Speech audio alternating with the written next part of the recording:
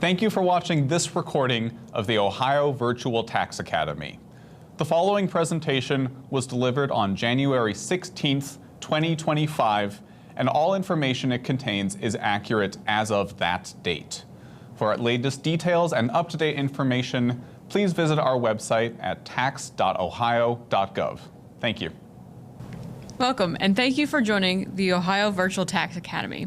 As Nick said, my name is Brittany Southern, and this is Shelley Robinson, and we are going to be covering individual and school district income tax updates for 2024. This is the same legal disclaimer that Nick just read off. It's just to reinforce what he said, and as it applies to this presentation as well. If you have any questions after the presentation, you can contact us at the numbers on the screen, which are the individual income tax number and the business tax number.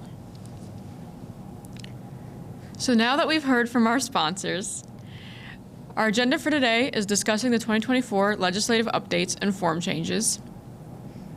The school district form was transformed last year and has continued to be approved upon, so we'll be discussing that. New resources and eServices, making the experience filing state and school district taxes better for Ohioans. Review all options available to Ohioans as far as payments, refunds, those items. And then finally, we're going to wrap it up with the 2210 penalty discussion, since it has been a hot topic as of last filing season. Now, I want you to please make sure that your seat back is upright, your tray tables are stowed, and your seatbelt is fastened as we begin our descent, or begin our takeoff, into our presentation. My co-pilot, Shelley, will it's time for liftoff. All right, thanks, Brittany, and welcome, everyone. As Brittany mentioned, we'll be taking off today by discussing the 2024 legislative updates and how they relate to changes on the 2024 forms. Our first update has to do with Ohio Homebuyer Plus accounts. Now, this is a program that is for it's a new savings account program available to Ohio residents. And the purpose of these accounts are to save funds that will be used later to pay a down payment or closing costs towards the purchase of a new home. And we're talking a little bit about this today because these accounts affect the Ohio return. Now, we do want to mention that it was a recent law change passed in December in relation to this program, also regarding members of the military who may qualify for it. But it doesn't go into effect until a little later this year, so you may want to check back later for some more details about that. But we're going to discuss first a little bit of the conditions involved with applying for a Homebuyer Plus account. First of all, to use the funds in the account, a home that is purchased must be located in Ohio. And that purchased home must be or become the primary residence of the owner of the account, and they would claim then the owner-occupied property tax reduction on that home. But to clarify, it does not have to be the first home that is purchased by a person. It's not just for first-time home buyers. It's for any Ohio resident looking to save towards the purchase of a new home in Ohio. Finally, the last condition we're going to discuss is that only financial institutions approved by the Ohio Treasurer can offer Ohio Homebuyer Plus accounts. So these are just some basic details about the program. For more information, you would visit the Ohio Treasurer's website at ohiotreasurer.gov/homebuyerplus, as shown on your screen. But before we move on, we're going to highlight a benefit about this program, and it's because it does it has to do with the return. So the benefit we're highlighting is that these accounts pay a premium interest rate. So this is good because it'll pay that interest rate. It's a higher than usual savings account, and it would be able to possibly help a person get to the point of being able to purchase their home a little faster. So that's a little bit about these accounts. The next couple of slides are going to talk about how it impacts the Ohio return. The first impact to the Ohio return is found on the Ohio Schedule of Adjustments, line 8. This line is for ineligible withdrawals from an Ohio Homebuyer Plus account. So On this line, amounts will be reported that are withdrawn from an Ohio Homebuyer Plus account that were then not used to pay qualifying expenses. Ohio law requires these amounts to be added back because if they aren't used for the qualifying expenses, because contributions made to these accounts can be claimed as deductions on the Ohio return. So we're going to talk about that here in a minute. But first, we're going to talk about the eligible expenses that the Homebuyer Plus funds can be used for. As we mentioned, it can be used to pay down payment or closing costs related to the purchase of a home, as well as any account fees that are involved with maintaining the Homebuyer Plus account, or transfer of fund fees to move the account from one financial institution to another. So these are all acceptable. They're eligible expenses. Anything else that funds are used for would need to be reported on this line. Moving on from the additions section of the Ohio Schedule of Adjustments, there's also a new deduction regarding Homebuyer Plus accounts. It's found on line 24 of the 2024 return on the Schedule of Adjustments, and it is for amounts contributed to and interest earned on Ohio Homebuyer Plus accounts. So on this line, deductions can be claimed for contributions that you personally make to Homebuyer Plus accounts that are owned by either yourself, your spouse, your siblings, which are brothers and sisters, any children, stepchildren, or grandchildren. Now, there are some conditions to being able to claim this deduction for personal contributions. First is that it must be claimed by the person making the contribution.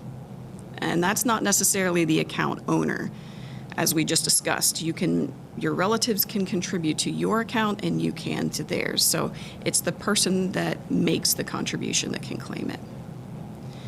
Also, the contributions that must be made and claimed during the first 5 years after the account opens. And that is because the balance in the account must be used within that 5-year period.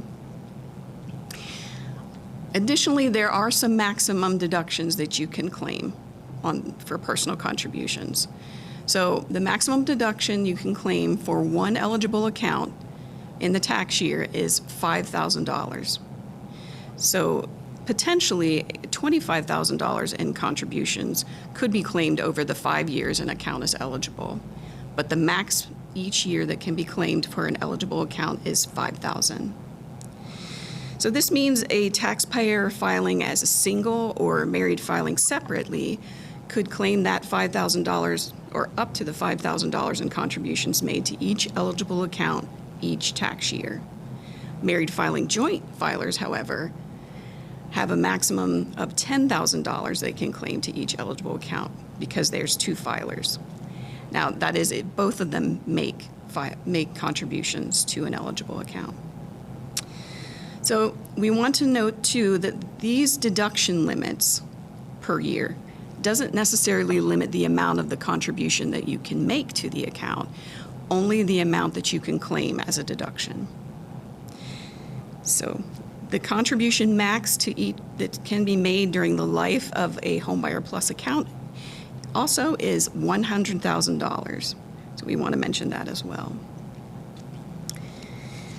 Next, we're going to be talking about the last couple of points that are related to this line 24 deduction, because we talked about the contribution amounts for personal contributions. We're now going to look at also amounts that can be claimed as deductions here for interest income on a Homebuyer Plus account or employer contributions that are made to a Homebuyer Plus account. Now, we're going to focus on the interest income first, and like I mentioned, it has to be interest income that is earned on the Homebuyer Plus account, and then that interest income needs to be reported on the federal return and included in your federal adjusted gross income. It can't be deducted before calculating that federal adjusted gross income. And the other part is the employer contribution. So employer contributions that are made to your Homebuyer Plus account may be deducted. But the condition is those employer contributions must be included on your federal return as a part of your income, and again, not deducted when calculating your federal adjusted gross income. So all of the qualifying deductions that we just discussed on this slide and previously can be reported in one total on line 24. The qualifying interest and employer contribution deduction do not count towards the yearly limit of $5,000 or the lifetime limit of $25,000 as we previously discussed for personal contributions. They will be added to and claimed in one amount on line 24. Please note that all the deductions related to Homebuyer Plus accounts can only be claimed during the first 5 years after the account is opened, and this time frame will not reset even if the account is transferred to another financial institution. Again, if you're looking for more information about Ohio Homebuyer Plus accounts, please visit ohiotreasurer.gov/homebuyerplus. Moving away from the schedule of adjustments, we will now discuss two new updates to the schedule of credits. The first new credit is for the credit for commercial vehicle operator training expenses. This credit is granted by the Ohio Department of Development, and expenses that can be claimed to qualify for this credit would include employer expenses that are paid to train employees or to obtain a commercial driver's license or to learn how to operate a commercial motor vehicle. This will be reported on line 22 of the schedule of credits and is a non-refundable credit. Even though this credit is non-refundable, it allows for any amount greater than the tax liability to be carried forward to the next year's return for up to 5 years or until that credit is fully used. Now, we do want to mention some conditions. Employee wages that are paid are not eligible as a training expense. And those taking the credit must have applied for and received a credit certificate from the Ohio Department of Development to claim it. So the certificates that are issued by the Department of Development will be either issued in the name of a taxpayer or the name of a business. If it's issued in the name of the taxpayer, they must submit a copy of that credit with their filed return in order to claim it. If it's issued in the name of the business, a taxpayer must submit a copy with that credit certificate from the business, along with documentation that verifies their portion of the credit based on their ownership in the business. This documentation is required to verify the amount of the credit that was granted and the year for which it was issued. For more information about this credit, please visit the Ohio Department of Development's website at development.ohio.gov.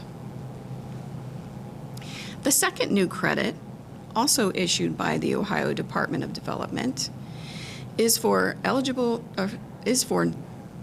new new film and theater capital improvements credit.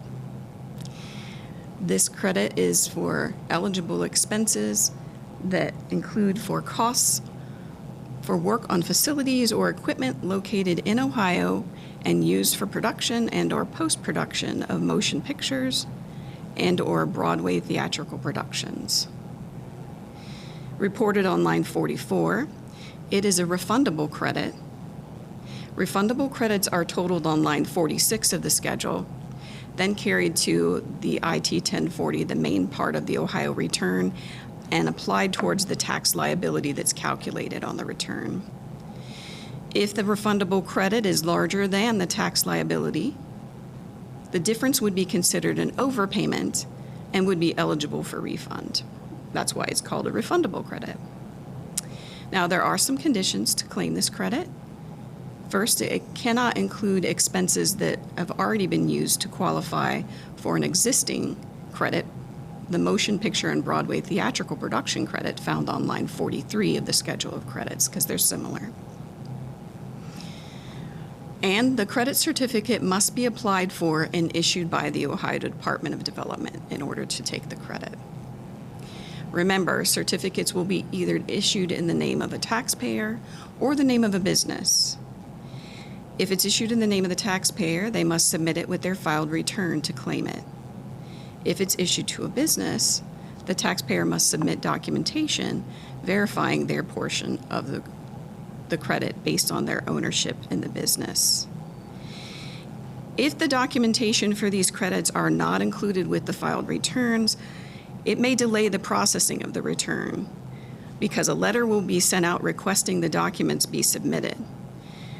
If the documents are not provided in response to that letter, the credit may be denied or removed from the return, resulting in either a lower refund or a balance due, so please be aware of that.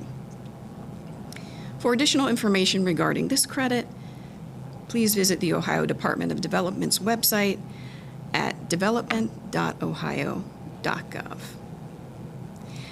All right, to continue our in-flight education, I'm going to pass it back over to Brittany, who will be looking at the topics of the 2024 tax brackets, exemptions, and SD 100 updates. Brittany? Thank you, Shelley. So for 2024, the tax brackets have been downsized from 2023. So rather than four tax brackets as there were last year, there are now 3. But the first income level has still remained the same. So the income between $0 and $26,050 remains at 0%. The income between $26,051 and $100,000 is now taxed at 2.5%. And for any income earned over $100,000, it has actually decreased from last year and is now taxed at only 3.5%. The personal dependent exemption amounts have not changed from 2023 to 2024. So if your modified adjusted gross income is $40,000 or less, personal and dependent exemption amount is going to be that $2,400.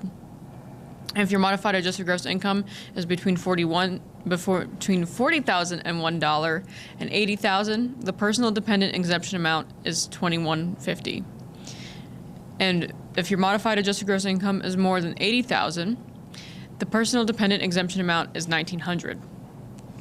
Now, just as a reminder, this is per person claimed on the return, not per return. So if you have 5 people claimed on the return between filers and dependents, you would be claiming 5 exemptions. OVTA, I have a question. Are you ready to go back to school with me? The next topic we're going to cover is changes to the SD 100. Last year, the SD 100 had so many updates and changes to the form, and this year, improvements continue to be made. So we're going to talk about the purpose of the schedule of school district residency, and that's to account for where you and your spouse resided in 2024. If you and your spouse were both residents of the same school district, you need to make sure to check both primary and spouse boxes on this portion of the form. If you and your spouse were a non-resident of Ohio for any portion of the 2024 tax year, you will enter the number 9999 in the school district number box also on this form. You may need more than one entry for the same period if you and your spouse's dates of residency do not match and you are filing jointly. But new for the tax year 2024, there is now a new section to include days as resident and the residency factor to help divide the income in each school district if there is some question to how much income was earned in the district or districts. So, to help calculate your days as resident and your residency factor, the department has provided this tool that it can be found at tax.ohio.gov/SD residency. If you're filing electronically through OVTA Tax eServices or any of any third-party partners, the software should calculate this for you, and you should not need to use this tool.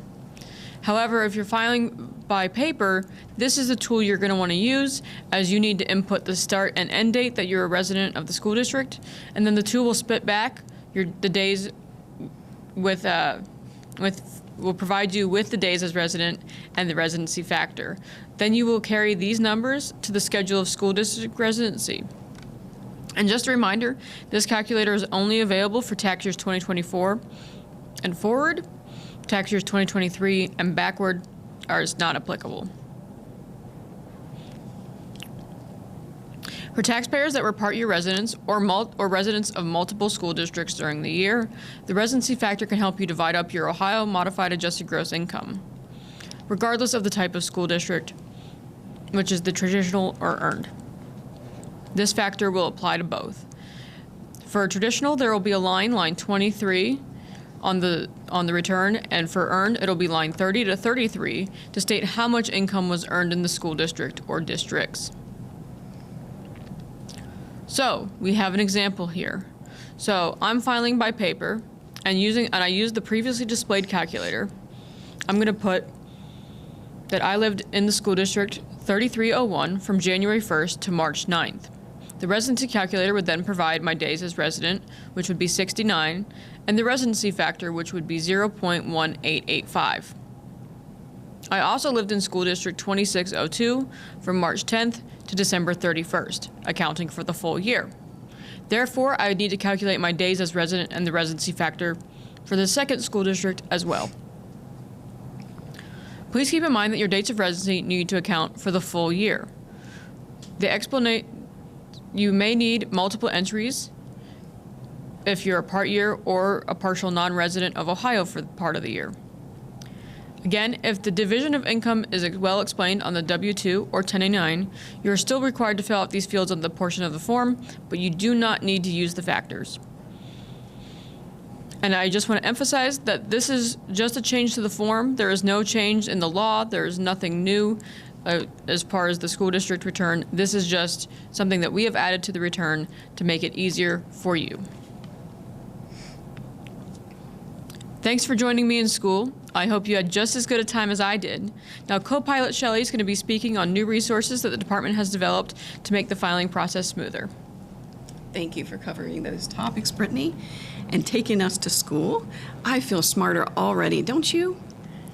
As Brittany mentioned, we're now going to be spotlighting a few new resources in the next portion that are available on the Ohio Department of Taxation's website, and so we're going to get started.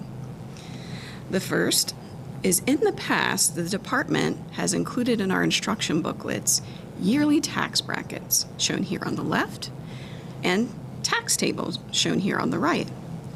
The tax tables calculated the tax liability based on the year's tax brackets, up to a certain amount of the wages.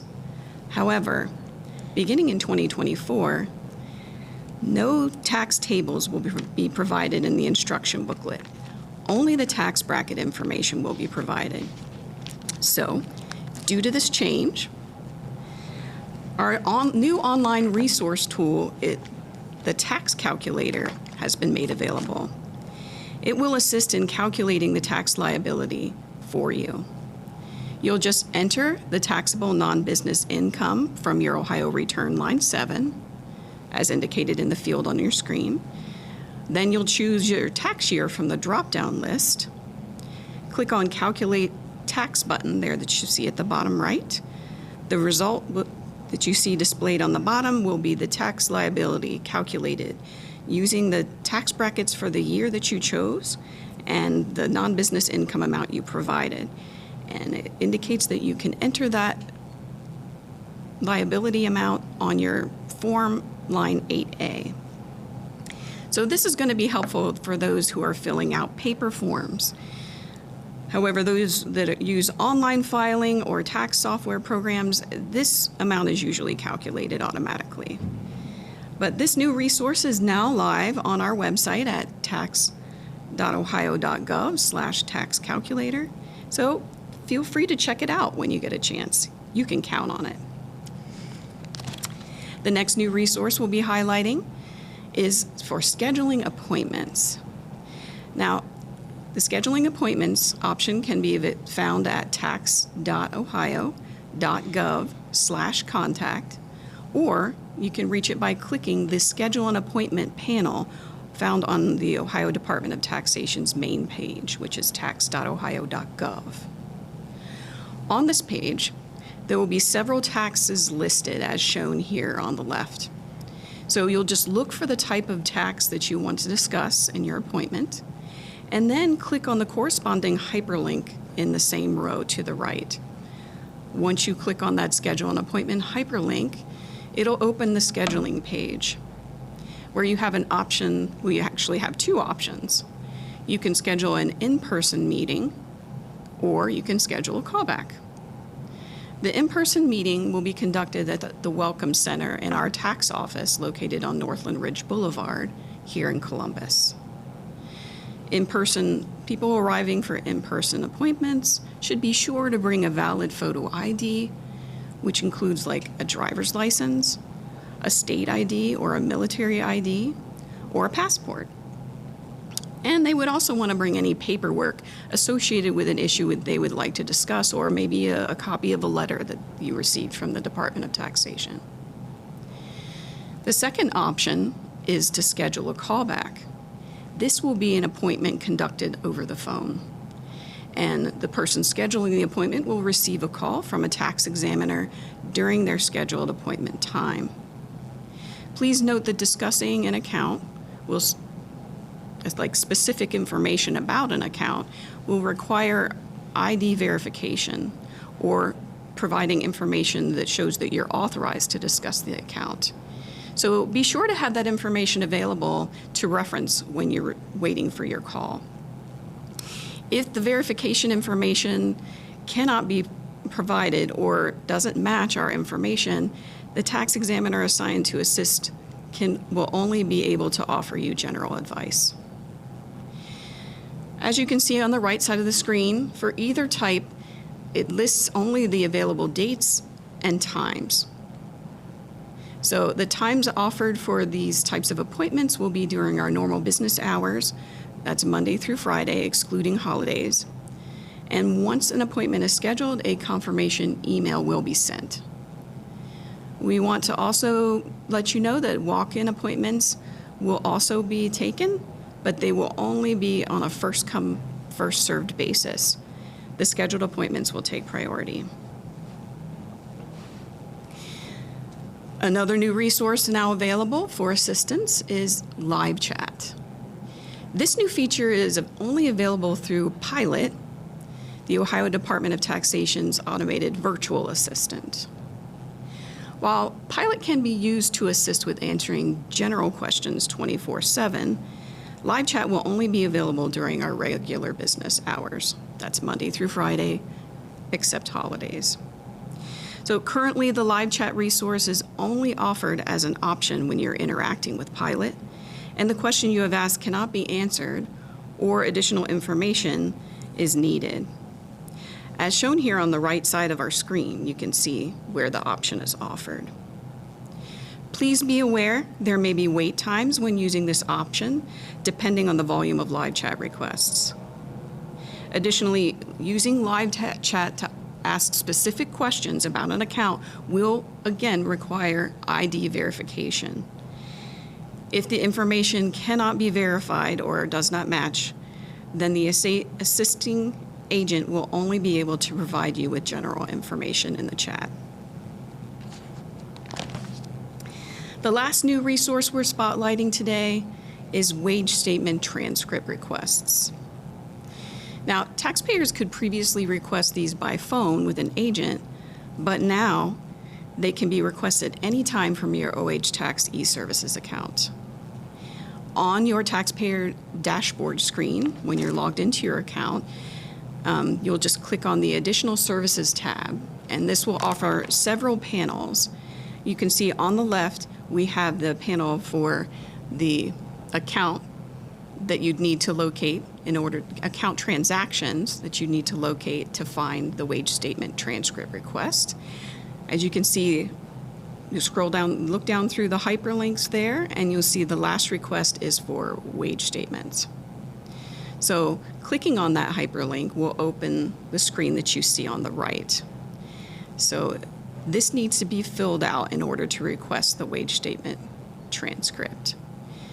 The information that you'll need to fill it out is the tax year for the information you're requesting, the name of the employer, the last 4 digits of the Federal Employer Identification Number, or FEIN, which is usually found in box B, that's B as in boy, of an employer-issued W-2, or you can get it directly from the employer.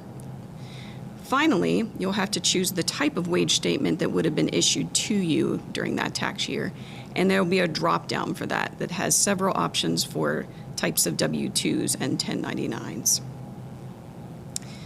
So once this information has been submitted, the results are mailed out to the taxpayer in a letter.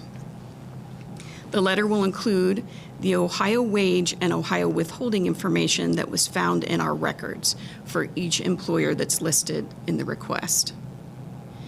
We will also issue a letter if we don't find any information for the employers that are listed. Again, only Ohio earnings and withholding will be provided on this transcript request. If you're looking for federal wage information or federal withholding, we recommend that you contact the IRS. Now I'm going to turn it back over to my co-pilot, Brittany, who will be continuing the in-flight education again with information on our OH Tax eServices, electronic payments, and refunds. Brittany? Thank you, Shelley. So we are going to talk about OH Tax eServices for our next discussion. So OH Tax eServices, it launched last year. If you had an account on our website prior to September 5th, 2023, you will need to register for a new account as your previous login information is no longer valid.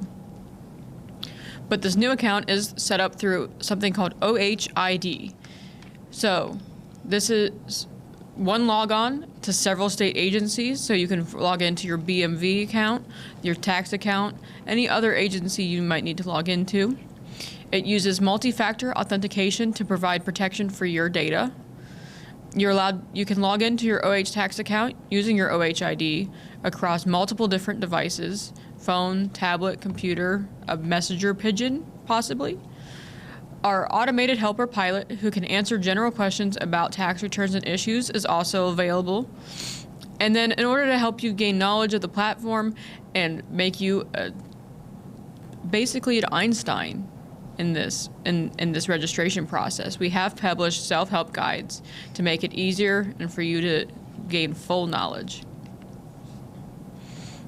So, as shown on the screen, this is what the taxpayer's eServices account dashboard looks like when logged in. This is where any returns, school district or Ohio, or balances due that need to be filed or paid would be. This is also where you can view previous returns that are filed and make and schedule those payments. So, one of our features of the OH Tax eServices account that we'd like to highlight is that you can either be a preparer or give a preparer access by requesting or giving access of your account. This is the only way you can file other people's taxes in your family without logging in under their account, is if you sign up as a preparer. Now, I will say if you sign up as a preparer, you cannot prepare your own taxes in the preparer account. You would have to create a separate individual account. But if you're giving the preparer access or your family member, they will request access on their account, and then you will receive an email or snail mail letter in 5 to 7 business days with a PIN to provide to that prep or family member. With this, they can file taxes and set up payments on your behalf. Again, this is the only way you can file your state taxes on our website without logging in under their account, as if you sign up as a preparer. So, I do want to mention that you can revoke access from your preparer or your family member. You would go to the Tax Access Management, Manage Account Access, which will bring up the preparer or the family member, and then you can click Cancel Access. So, in your eServices account, whether you're a preparer or taxpayer, you can file both original and amended returns for your Ohio taxes and school district tax returns. You can submit documents to accompany your return, respond to a letter or notice we may have sent you, or send in ID verification documentation. You can also request and/or print transcripts of returns on file for both the school district and Ohio, and request those wage statements that co-pilot Shelley mentioned earlier. You can click and view. You can view and make a variety of payments. You can securely message a tax examiner about a tax-related problem, question, or situation and get a personalized message back. You can also give or get preparer access, as we've just mentioned. And you can allow a tax examiner agent while on the phone or through live chat the ability to see your screen so they can help you solve a problem or answer a question about, that you may have about your eServices account. And then finally, you can ask our digital assistant pilot questions on a variety of tax topics 24/7. So, we have now gotten to everyone's favorite topic, the one we have all been waiting for, electronic payments and refunds. So through our website at tax.ohio.gov/pay, you can make Ohio individual and school district tax payments. So the types of payments that can be made are account payments, but these are only able to be made when you are logged into your eServices account. You can make original and amended return payments, estimated or extension payments, and billing and assessment payments. You also have the ability to pay by electronic check or credit card. With electronic check, the funds are directly withdrawn from a checking or savings account of your choosing.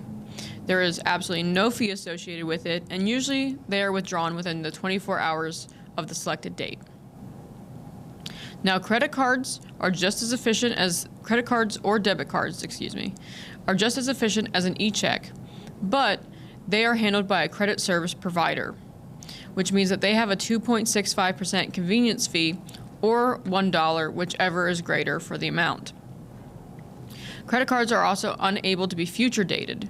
So should you need to schedule a payment, you will be charged that amount on the date that it's authorized. So if I made a payment today, it will be authorized today. So we do recommend making electronic payments just because there's a couple of benefits for it. You do get a confirmation number provided for all electronic payments. Electronic payments also post in a timelier manner. You don't have to worry about sending it in the mail, getting it here, going through processing, then posting to your account. That takes time. Electronic payments post within 24 to 48 hours most of the time. Pre-scheduled or future dated payments can be canceled if still in a pending status. But if you choose to mail in a payment over electronic payment, you should include the Ohio Universal Payment Coupon, or the OUPC. This is available on our website and at tax.ohio.gov/forms. So while we're on everyone's favorite topic, we are going to talk about refunds and talk about the benefits of having it direct deposited over a paper check being sent. So it is generally faster than the paper check. The funds are issued in about 15 business days after approval. And if you have early deposit with your bank, you may even get those funds earlier. It is also safer than a paper check. You don't have to worry about mail getting lost or intercepted. And you can direct deposit a portion or all of your refund into a checking account of your choosing, a savings account of your choosing, individual retirement accounts or an IRA, or an Ohio 529 College Vantage account. I want to mention that the IRA and the 529 plan account deposit is only available for your Ohio tax refunds. It is not available for your school district refunds. I also want to mention that direct deposit is only available through filing electronically. But one thing that we want to emphasize is please double, triple, quadruple, bajillion-dollar check your routing number and account number before submitting, as it is unable to be changed by the department after submission, and if it is wrong, it could result in rating for a paper check in the mail. Also, direct deposits are never voided. Paper checks are void after 90 days. If the paper check gets lost or misplaced, you will need to request a new one. If you decide that paper checks is better for your situation, please make sure that the address on the return is the most current address, as that check will be mailed to the address on the return. Also, if you move after filing, please contact us with your updated address. So your check will go to the correct address, and even some letters if we need to send those to you, because paper checks are not forwarded in the mail.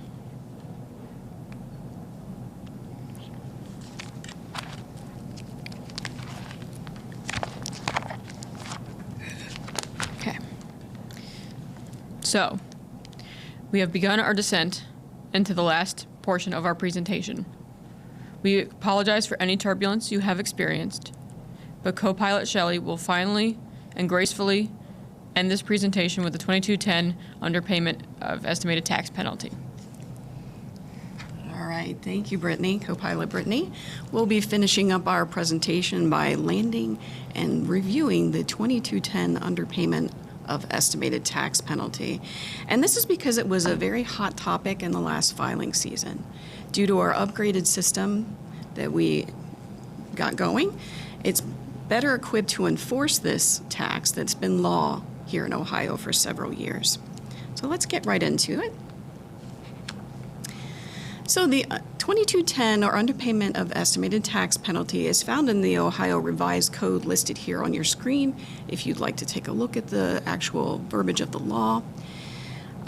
It is for taxpayers that may be subject to an interest penalty for underpayment of estimated taxes. So to help answer questions about this tax, we have created a frequently asked question page as a reference, and we're going to display that in a little bit. But for now, we're just going to look at some of the information that can be found on that page.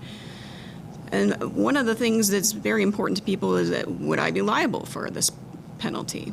So we'd like to kind of state that generally, if a person earns wages in Ohio and their employer withholds Ohio tax, as well as school district tax if it's applicable for them, and they withhold it on their behalf, that it's likely you wouldn't owe any interest penalty on those wages because of the withholding. However, if you or your spouse had income or even non-wage income that winds up on your Ohio return that didn't have Ohio or school district tax withheld, and no estimated payments were made, you may be subject to the tax unless some conditions are met. So we're going to talk next a little bit about the conditions that would be met to avoid or not have any penalty calculated. First of all, the total tax due. If the total tax liability calculated on your return after withholding is applied is less than $500, then no penalty would be calculated.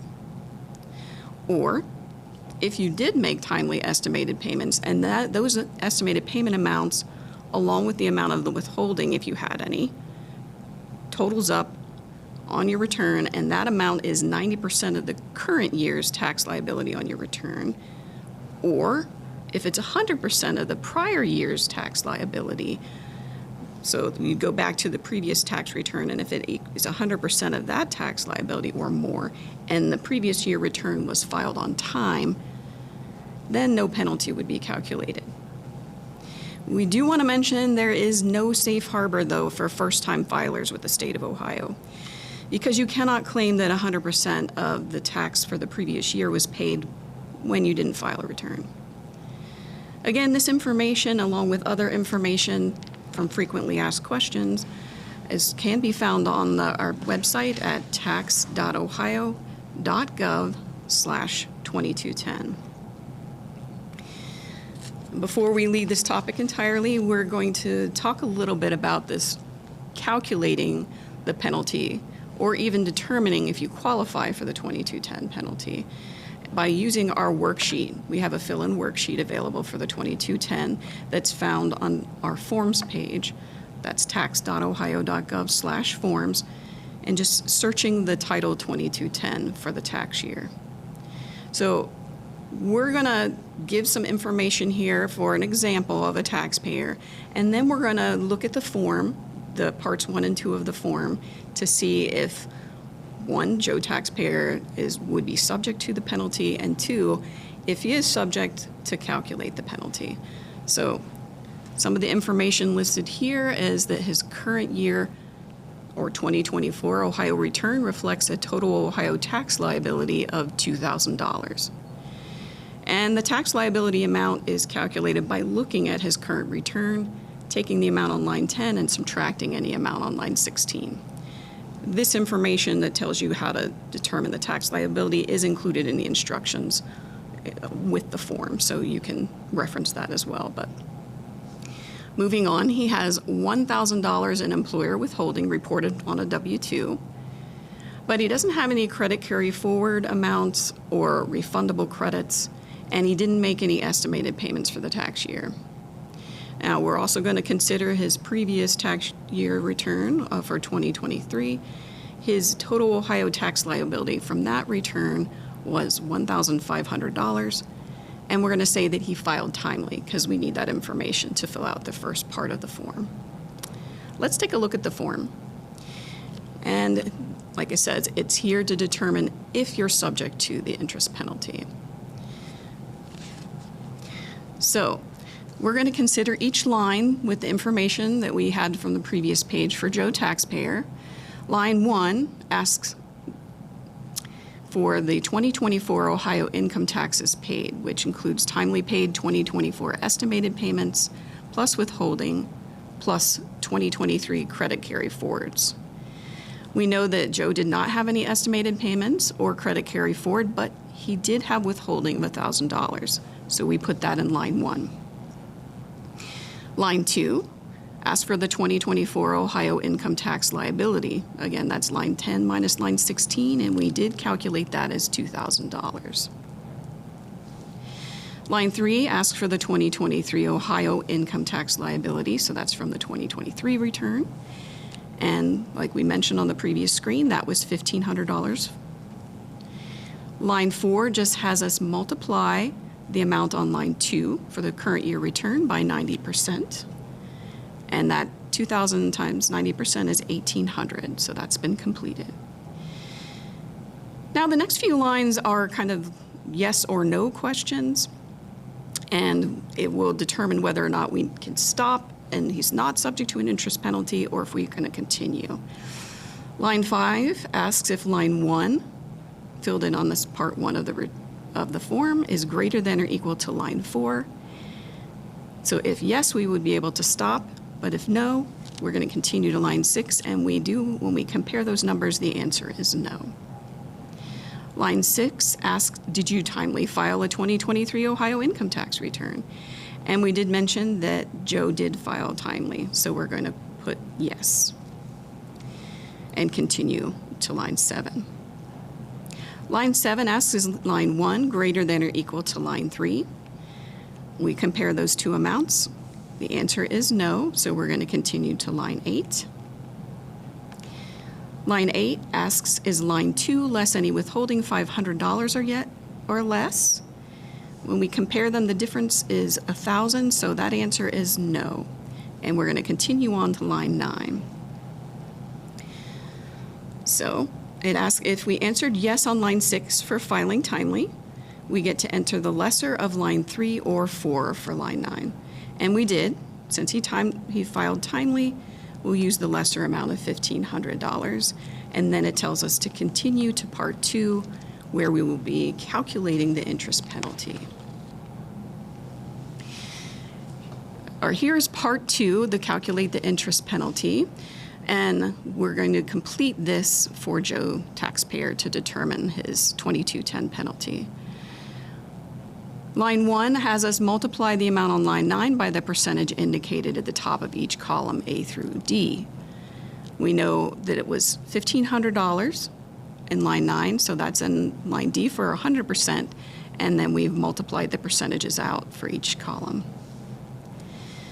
Line 11 has us multiply the total tax withheld from compensation by the percentage indicated at the top of each column. We know the amount withheld from his compensation was his withholding. That was 1,000, and we've done that here. So line 12 has us enter any total estimated tax, including credit carry forward, paid by the dates shown at the top of each column. This does not apply for Joe since he didn't have any estimated payments or credit carry forward, so they're all zeros. Line 13 just has us add together lines 11 and 12 to report the total amount of payments received. So we're just bringing down those totals from line 11 since our 12 amounts are just zeros. Line 14 is calculating the underpayment that's going to be subject to the interest penalty by taking the amount in line 10 and subtracting the amount in line 13. This will determine the underpayment for each quarter. And we've done that here. Line 15 is already completed on the form, and it has the rates for each quarter for this particular tax year. And it will be used to multiply against the underpayment here on line 16. We'll multiply those down and round to the nearest dollar for each column. Line 17 just has us sum all those amounts at the bottom of each column to get the total interest penalty for the tax year. Finally, we want to point out there are just a few other special exceptions for the 2210. Farmers and fishermen may qualify for a special exception if they use the same method to file their federal and state returns, and they meet one of the following conditions. They must both file their return and pay 100% of the tax due for the tax year from their return by, as Ohio law states, the first day of the third month following the close of their tax year, which is usually March 1st of the year. Or they can pay 100% of the tax due on their return by January 1st of the year following the close of that tax year. And then they would need to file their return by April 15th. Now, there was a recent law change affecting this as well. As of November 28th, 2024, the exception applies to both Ohio and school district taxes. So additionally, active duty military service members who are granted an extension to both file and pay their income taxes will not owe a 2210 penalty. So these are the special exemptions that have to do with the 2210. If you have any more questions or wish to review this information, again, you can go to our frequently asked questions, the FAQs, and search 2210, or directly to our page for the 2210 questions, tax.ohio.gov/2210. This concludes our in-flight education, and we're going to come into land, closing our individual income and school district tax portion of the presentation today. If you have any additional questions, please feel free to contact us at the Ohio Department of Education using any of the resources listed here. We have our address on Northland Ridge Boulevard. We have a phone number for taxpayer assistance, the taxpayer practitioner line as well, or you can go to our webpage, tax.ohio.gov/contact, for more ways to contact the department. You can also follow the Ohio Department of Taxation on social media if you'd like, using any of the apps that are shown here, which is LinkedIn, X, Facebook, or YouTube. Welcome to the second session of this edition of the OVTA. Again, my name is Jonathan Alsway. I'm a tax program executive here with the department. I'm currently serving as our business sponsor over the OH Tax implementation, which includes our OH Tax eServices. As Nick mentioned, I'm joined by Andrew Bick, who did a recording for us. So he's going to give us a live look at the system here in a little bit. But first, we're going to walk through a few slides just to introduce you to the system itself. And before that, we have to do our legal disclaimer, letting you know, things change, especially with systems. This is where the system stands today. But things will continue to hopefully improve and get better. The feedback that you submit is something that will help us continue to evolve and change. So please keep those coming in, but this presentation today is accurate as of today. Stay tuned for the updates that we have. So this is our first look, a screenshot of our homepage there on OH Tax eServices.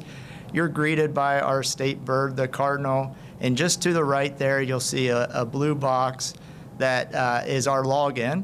And we utilize the OHID to log in. So if you've already established an account with the Ohio Business Gateway, previously with us on our ONRS system, with the BWC or JFS, the same login credentials that you use there is your first step to accessing OHTax eServices. And just below that, you'll see some links to our self-help material and a panel for that. The team did a great job putting together both video tutorials as well as PDF tutorials to help with the transition. We know that change can be difficult, and there's great materials out there, and so I highly encourage you to take a look and take advantage of those as you navigate through the system, especially for your first time or first few times. So why are we doing this? What are we trying to achieve? As I mentioned, change can be difficult. It's a busy time of the year. We've had a very reliable Ohio Business Gateway system for a lot of years, but ultimately we're very excited to provide a system that is tax focused and for our taxpayers. So we are the objective, our first objective there, is to bring a system forward that gives the taxpayers and their representatives a live look into the system to see where they stand with the department, to allow them to interact in a way that is best for them, to be able to file returns, to easily understand where they're at and how to comply with their tax obligations here. Secondly, we want to modernize and provide the latest and greatest things, both from a customer standpoint and from a technical standpoint. So with our second release here, we were able to bring 17 different legacy applications into the one system, creating, again, efficiencies both for our internal staff as well as our external customers. And third, and certainly not least, at the forefront of all we do is making sure we have that security from a modern solution that keeps that sensitive taxpayer data that we're dealing with very secure. Next, we'll take a look at some of the features we think you'll be excited about. Again, that dashboard look or banking-like experience. So right when you log in, you're able to get a quick view of, is there a balance due? Is there a return that's owed? Is there a credit balance on my account?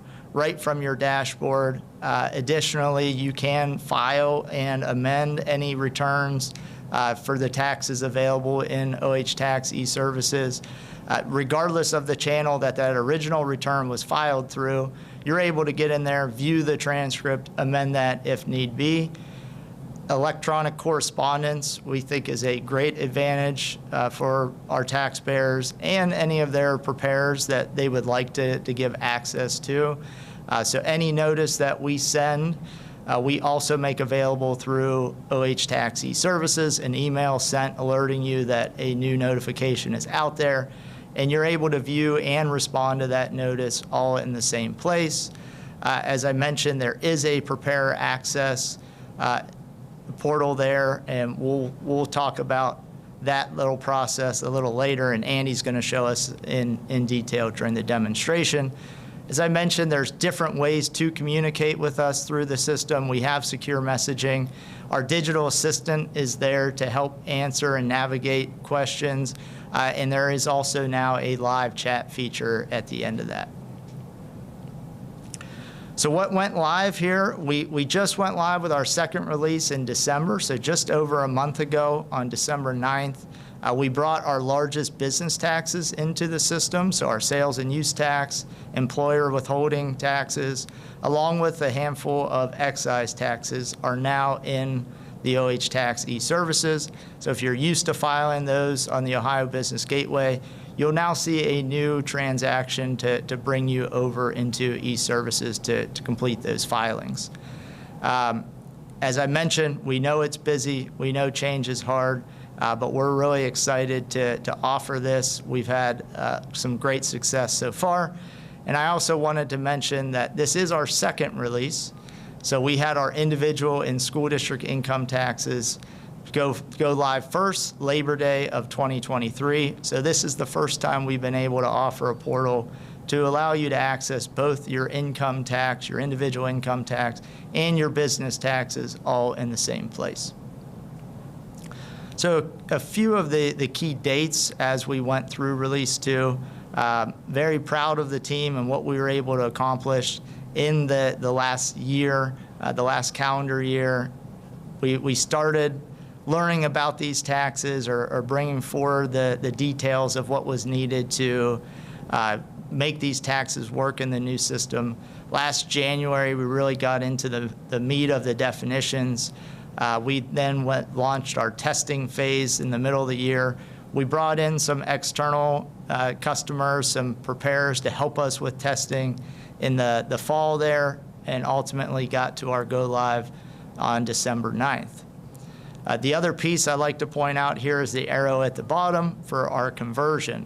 That's the process of bringing the old data from the legacy system into the new system. And that can be a very challenging process, and usually is. But we were able to start that process early on, along with that definition phase as we kicked off Release 2.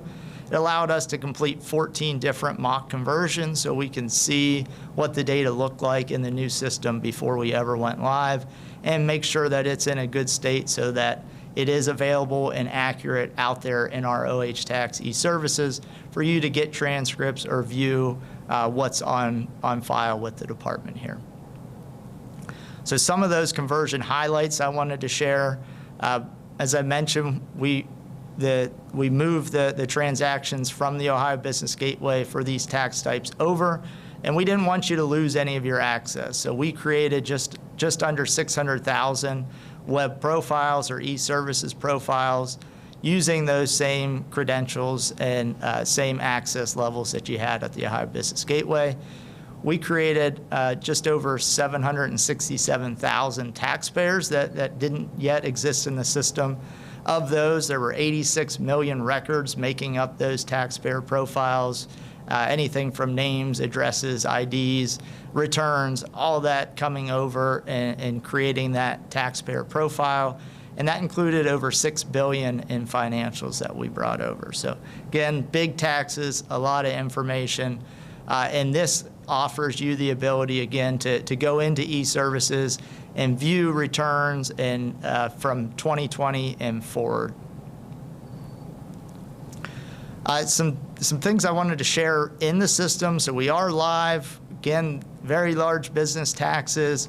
To date, our sales tax returns, we've had over 227,000 of those returns processed, over 176,000 payments processed for sales tax.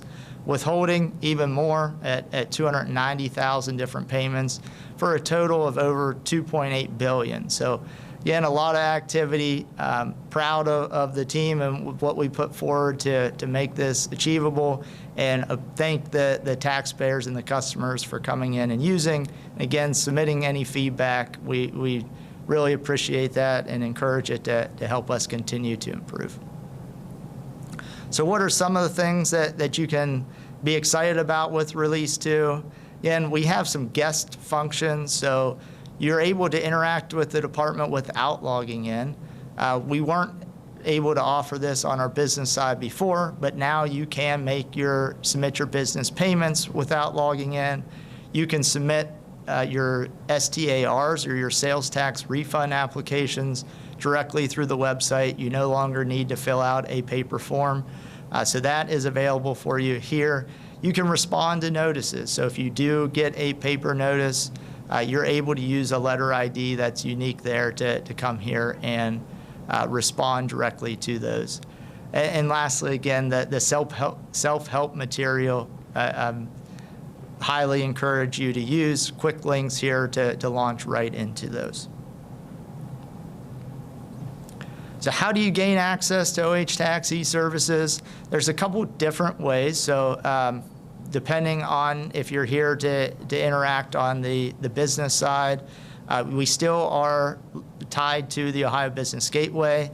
That relationship must be established there first before you can register for a sales tax or one of the business taxes there.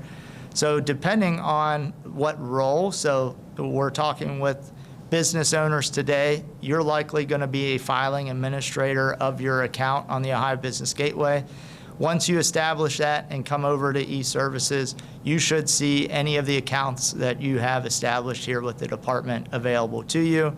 If you have a preparer who wants access to your account, again, once you approve that on the Ohio Business Gateway, if they are a filer or non-filer role there, they will then need to come over to eServices and request access to those specific taxes.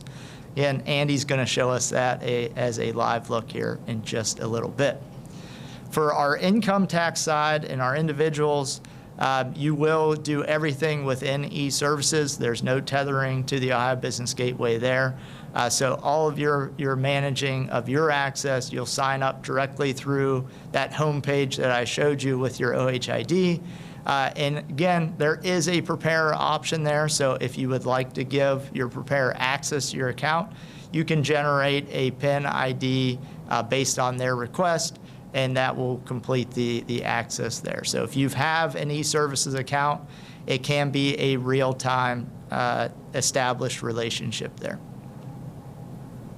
So what's next? So we're not stopping here. Again, I'm very proud of where we are to date and what the team has been able to accomplish, but we're launching right into our third phase. We have a handful of taxes going live later this year in November. The taxes are anchored by our pass-through entity taxes, including our fiduciary income, and a handful of excise taxes, IFTA, severance.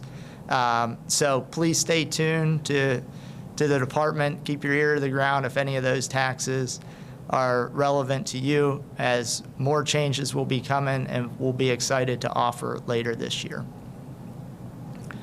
So with that, I am going to turn it over and let you see a live look at the system. Andy's going to take us through logging into the system all the way through filing and payments and some great features. So we hope you enjoy. As Nick mentioned, we do have our team on standby, so we encourage you to put any questions in the chat. We'll be happy to answer, and I appreciate your time this morning. Thank you. And welcome everyone to the OVTA Tax eServices demonstration portion of our OVTA. We were debating about what we were going to do for our eServices portion, and I'm sure you all love the PowerPoints that we've been going through, but we decided that we would try to mix it up a little bit and get away from the PowerPoints and actually show you everything, how it looks on eServices itself through the web browser. So for any of those of you who really, really like the PowerPoints, I'm sorry, but we're hoping that a majority of you will enjoy the actual scene as things are on the system a little bit more. And frankly, I think it'll be a little bit more fun and enjoyable for everyone. So that's what we decided to do for this.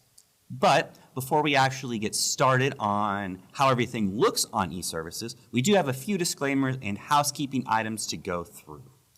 First off, what we have to say is this is a test region.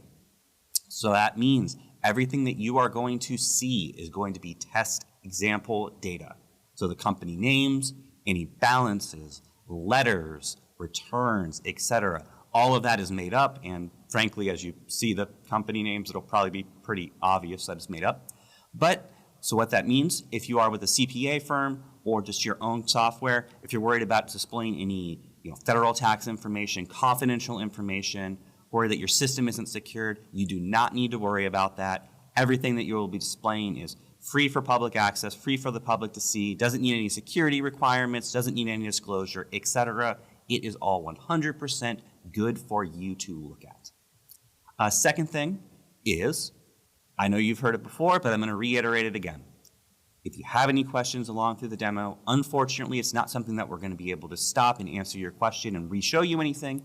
However, we do have several people standing by that will be able to assist you and answer your questions. So put your questions in chat. We will be able to answer them. And hopefully at the end of this, Jonathan will be able to wrap up any multiple questions, or if we have any hot topic buttons or issues, he'll be able to answer those following our demonstration today. And with that, that is everything that we have for our housekeeping items, so let's go ahead and jump on into it. What we are looking at right now should be fairly typical and something you've seen before. This is our Ohio Business Gateway dashboard page. So again, you guys have seen most of this before, but the main thing that I want to point out here is in the middle of our page, we see a new service area and a new transaction type, which is named the Ohio Department of Taxation and OH Tax eServices here on the middle of the page. This is the new way that you are actually going to be able to navigate and access OH Tax eServices. So that means OBG is still going to be a thing. We are not getting rid of OBG. The Ohio Department of Taxation is still partnered with the Ohio Business Gateway, and they will be able to hold everything for how you actually log into the system. As Jonathan briefly had mentioned with all the permissions, OBG keeps the company permissions. Just want to reiterate that. So before we actually click in and navigate over to OH Tax eServices, I do want to mention something that isn't here on OBG anymore, that was before. Specifically, this example company that we have here right now, prior to our go live in December 9th, they actually had access to employer withholding, sales tax, and our natural gas / MCF tax. So what you'll see is those service areas and transactions are no longer here. You cannot access those on OBG anymore. They have been removed, and they have all been consolidated under this OH Tax eServices transaction, so you cannot access them. That being said, however, the history for any things that you did do prior to December 9th are still stored on OBG. You will be able to see any past filings or anything you did on OBG with the employer withholding, sales tax, or MCF. Those are still on OBG and will still be there, just you don't have the ability to click on it and file returns there.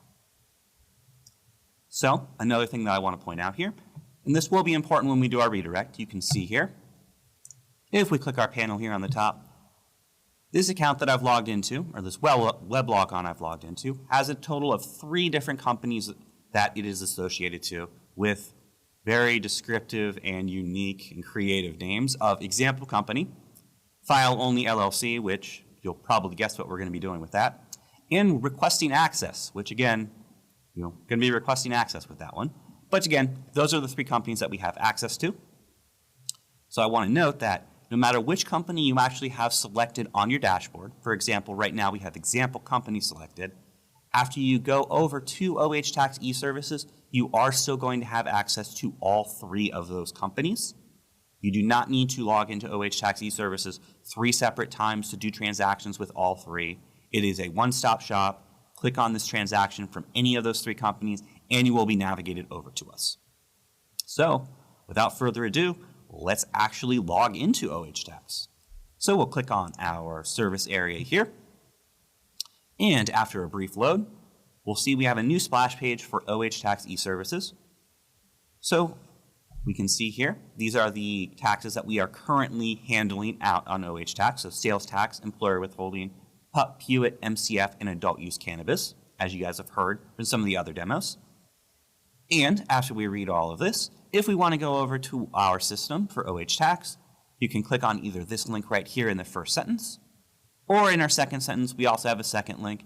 Either one will work. They go to the same spot. We wanted to give you guys as many choices as possible to actually get navigated, trying to make it easy.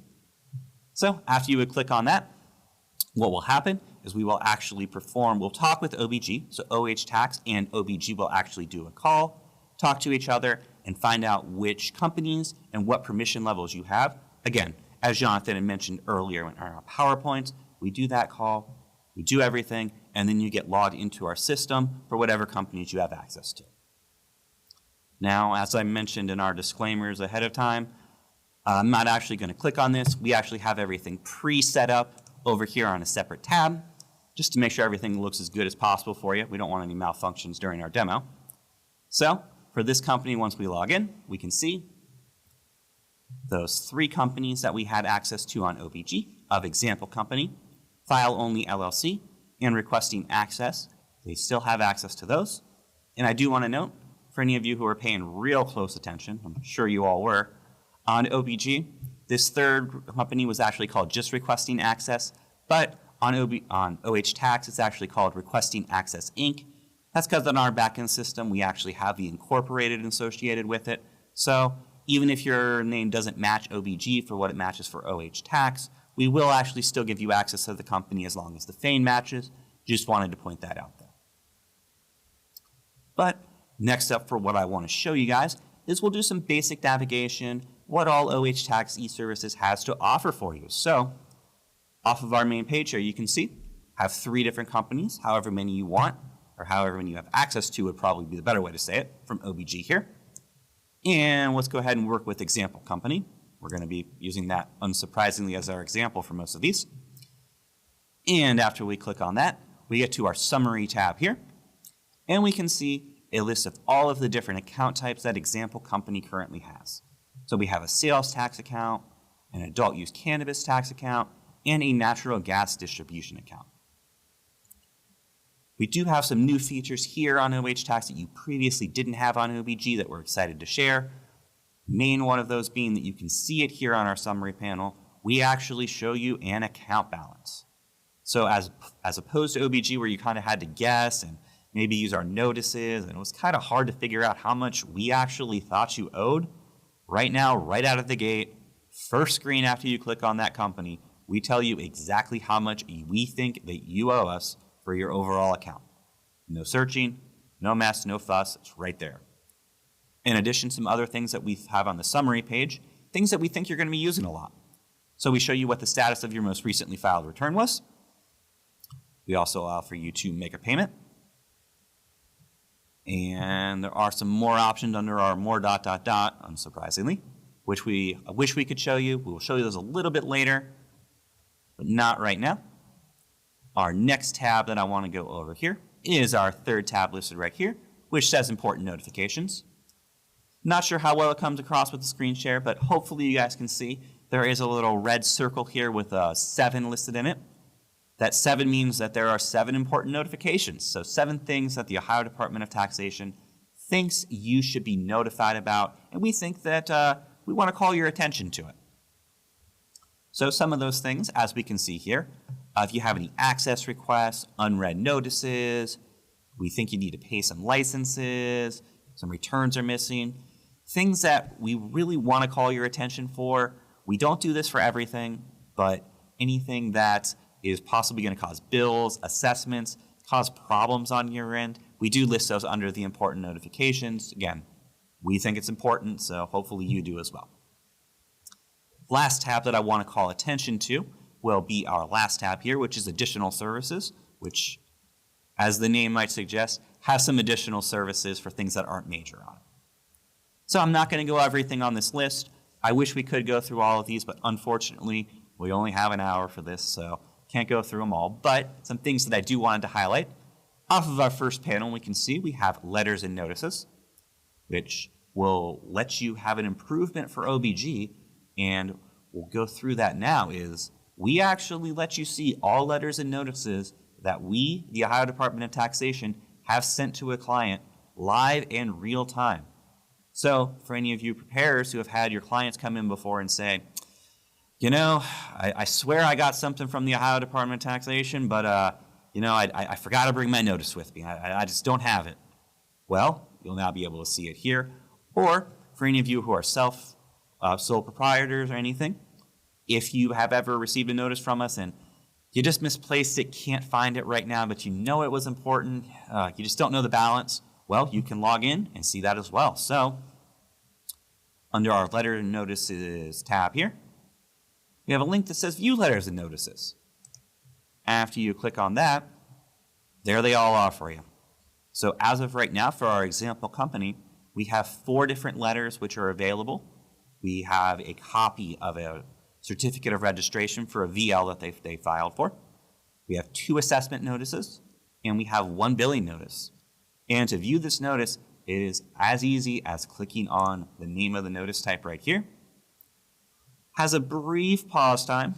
We do it as fast as possible, but there is a second there. And then you will see an exact carbon copy of the notice that you would have received in the mail. I do want to point out here, with our launch of OH Tax, we did actually change our letter templates a little bit. So it's pretty similar to what you would have seen for our old system prior to December, but some things that we want to point out here. We do actually have a letter ID here in the top right. We list out what day your notice was sent, which account type it's for, the filing period, response date. But this template is what we are using for all of your notice types. You will see that across all of them.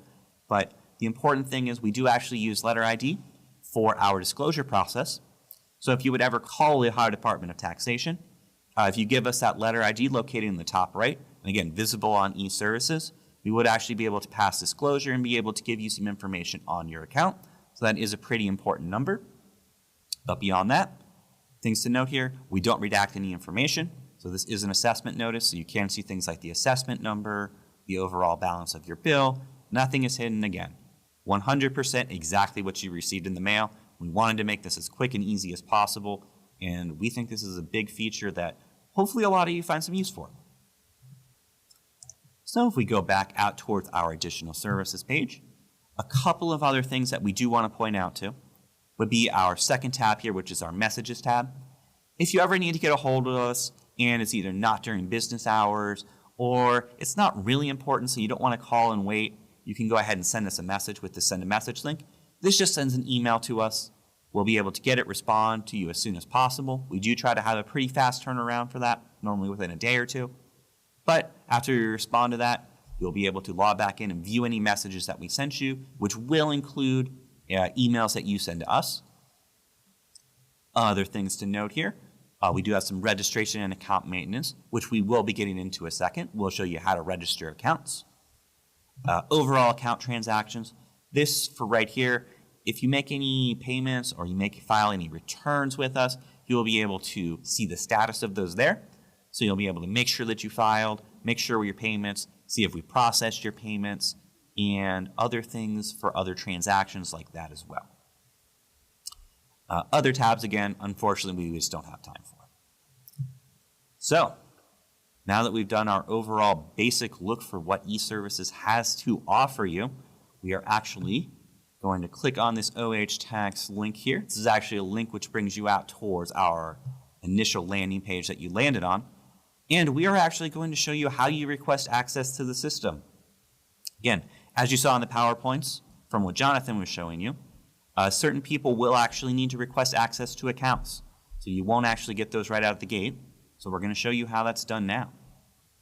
So if we click on our third company here, which is called Requesting Access Inc., we're going to be, you guessed it, requesting access. So if we click on that, an important distinction here is you will see we no longer have that summary panel. We cannot see any accounts for this taxpayer. They do have accounts on the back end. However, we're just not showing them to them because we haven't gotten the appropriate access yet.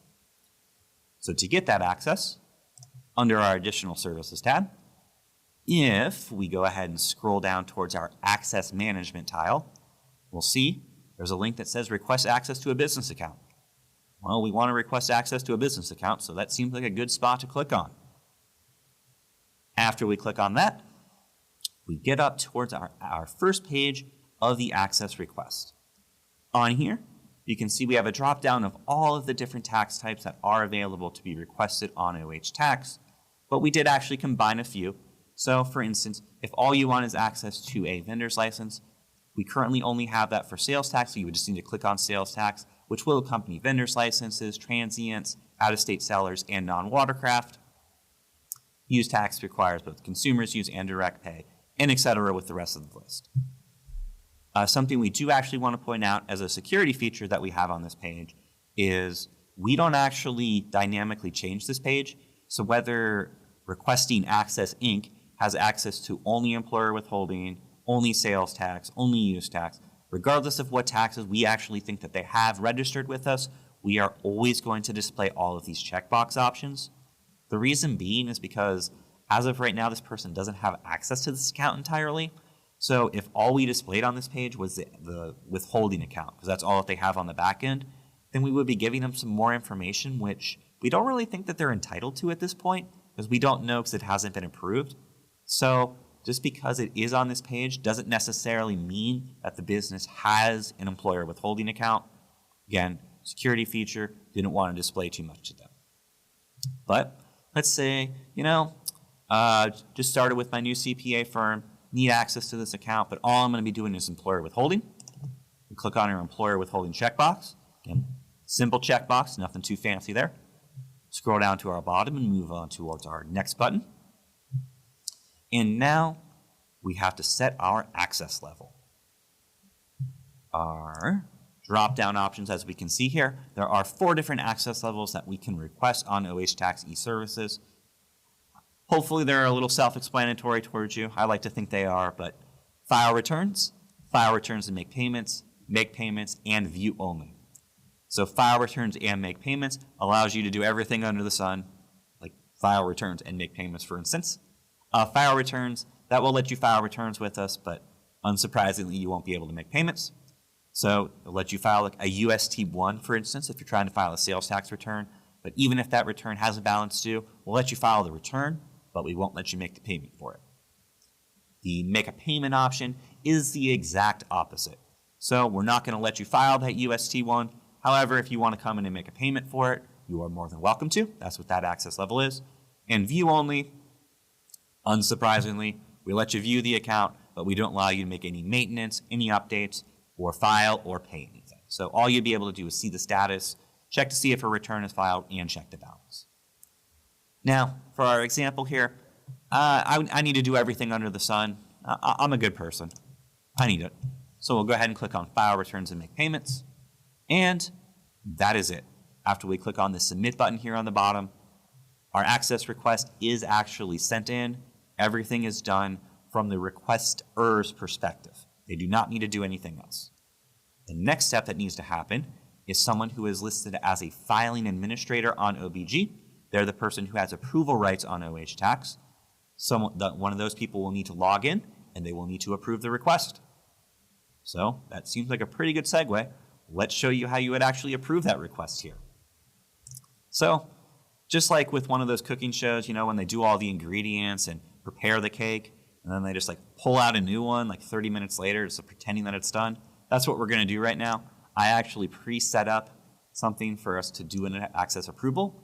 If you remember when we looked at example company before, we actually had a pending manage access request. So that's the one we're going to do.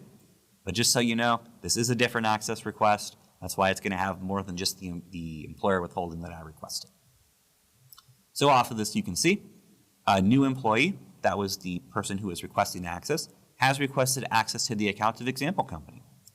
So let's go ahead and review that request, see what we want to do for it. And from this request, we have a couple of different things here.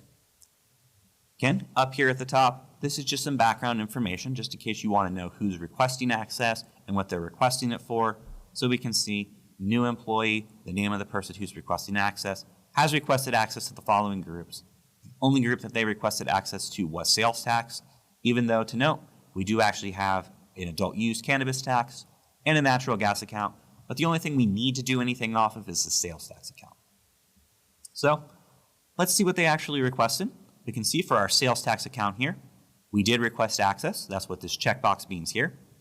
We don't currently have any access, which means they currently can't see the sales tax account, but they requested file returns and make payments, so they requested the highest tier possible of access that they can get.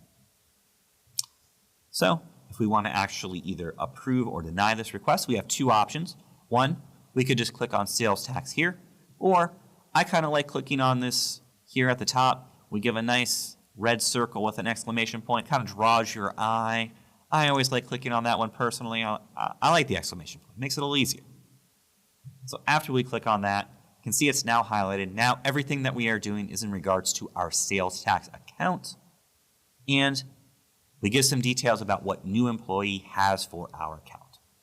You can see our current access level is nothing, again, just like we saw with our previous page. And now we're asking them, well, what access level do we really want to grant? Do we want to give them retain the current access level?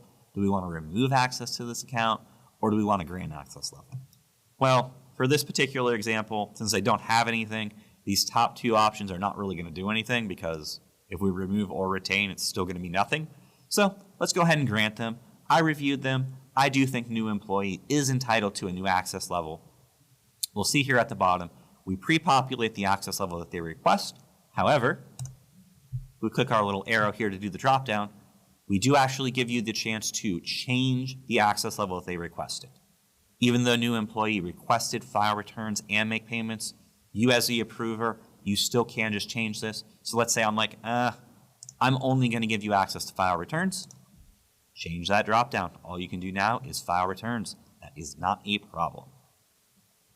Another good thing that we want to note is, although they only requested access to sales tax, if we click on our adult use cannabis tax here on the top, we can actually grant levels towards the adult use cannabis tax, even though the requester did not actually specifically request this. Reason being is we're trying to make it as easy as possible. Just because the requester forgot an account type, we don't want to make them redo the request and have you re-go in and do the approval. You don't like that. They don't like that. We thought it was unnecessary, so we gave you as the approval the ability to go ahead and give them access to make payments, even though they didn't request access to that. But let's go ahead and do that. So adult use cannabis, we're making payments. Sales tax, we're file only. We'll leave natural gas distribution as it is without any changes. Scroll down to our bottom and go next to go to our next page, which just a basic review page. On our review page, you'll be able to see we think you have two changes. You're going to be granting access to two different accounts. Assuming that's good, click our submit and click OK, and you are done as the approval. So all you have to do, go through that request from important notifications, a few clicks, and now new employee, our requester, now has access towards those accounts. Now, once you get access to an account, what makes the most sense to do next? Well, what happens if you need to register a new account? So we can see here, example company has sales tax, adult use, and natural gas, but we're starting to expand. We're starting to hire some new employees, so now we're going to need to start doing employer withholding, for example company. So let's go ahead and register an employer withholding account for them. Go back to our additional services tab. Under our register and maintenance tile, we have a new link here, register a business tax account. Well, we want to register a business tax account, so we'll go ahead and click on that. And we'll see all of the different options that we let you register online on OH Tax currently. A couple of different sales tax and different VLs, an out-of-state seller, employer withholding, we let you other employer withholding gaming, and we do let you register for excise as well for either the public utility excise tax or the public utility personal property. To note on here, you will see from employer withholding, it is actually missing school district withholding. The reason being is because we actually kind of tie employer withholding and school district withholding registration as the same thing. So if you register for employer withholding, we are automatically granting you a school district withholding account as well. Doesn't necessarily mean you need to withhold anything for school district withholding, but we just give you that account as a placeholder right out of the gate. So we wanted to register employer withholding, so let's click on that. So all of our steps for what we're going to be doing for registration, we did break them down into small bite-sized chunks, trying to only get the information that we need. So for registration, we just need to know what day your Ohio payroll was.